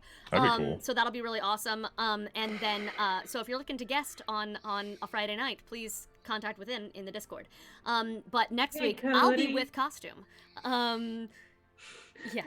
Excuse me? It'll be what? In 2 weeks, when we come back to this, I will absolutely be wearing my costume for this party. I'm gonna dress the fuck up. now. I love I'm it. gonna dress I love up. it. I think So- Yeah, I get a slit dress. yes. So a I big got thank a fur you. coat. Can we all go shopping? Ladies, we're all in Orlando. Can we go shopping? Ma'am, I'm topless. Okay, and we'll get you a nice flesh colored. It will be safe for Twitch. I mean, they can't see anything anyway. There you I go. could be topless right now. There you go. And maybe I am. Maybe this is just a weird top. that stops It's just right stops above right the there. nipple. They exist.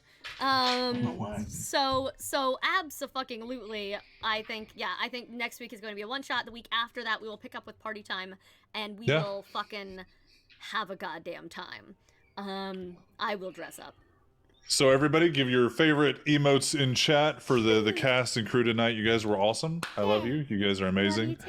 For the viewers, you are phenomenal, and thank you guys for hanging out with us tonight and another episode of Blood in the Bayou. We will see you next week for the one shot, and then more than likely the following week for the Party. welcoming in of the hounds, the sheriff, and the primogen and prince of New Orleans. Until then, No pressure. Am I see not you next rating week. you? I'm live. Oh fuck! It doesn't say. Sorry. Stick around for the raid of Thank me you. on my channel. There we go. See if he's actually. Oh, we're ready. We're ready. We're going. Alrighty, guys. See you next time. Bye. And Done? Are we done? button. Did we do it? Raid. There we go. Okay. Awesome. I have desperately got to go pee. I've drank Go. so much fucking water. Go, I go, love go, your go, go, faces. go. Bye. Bye.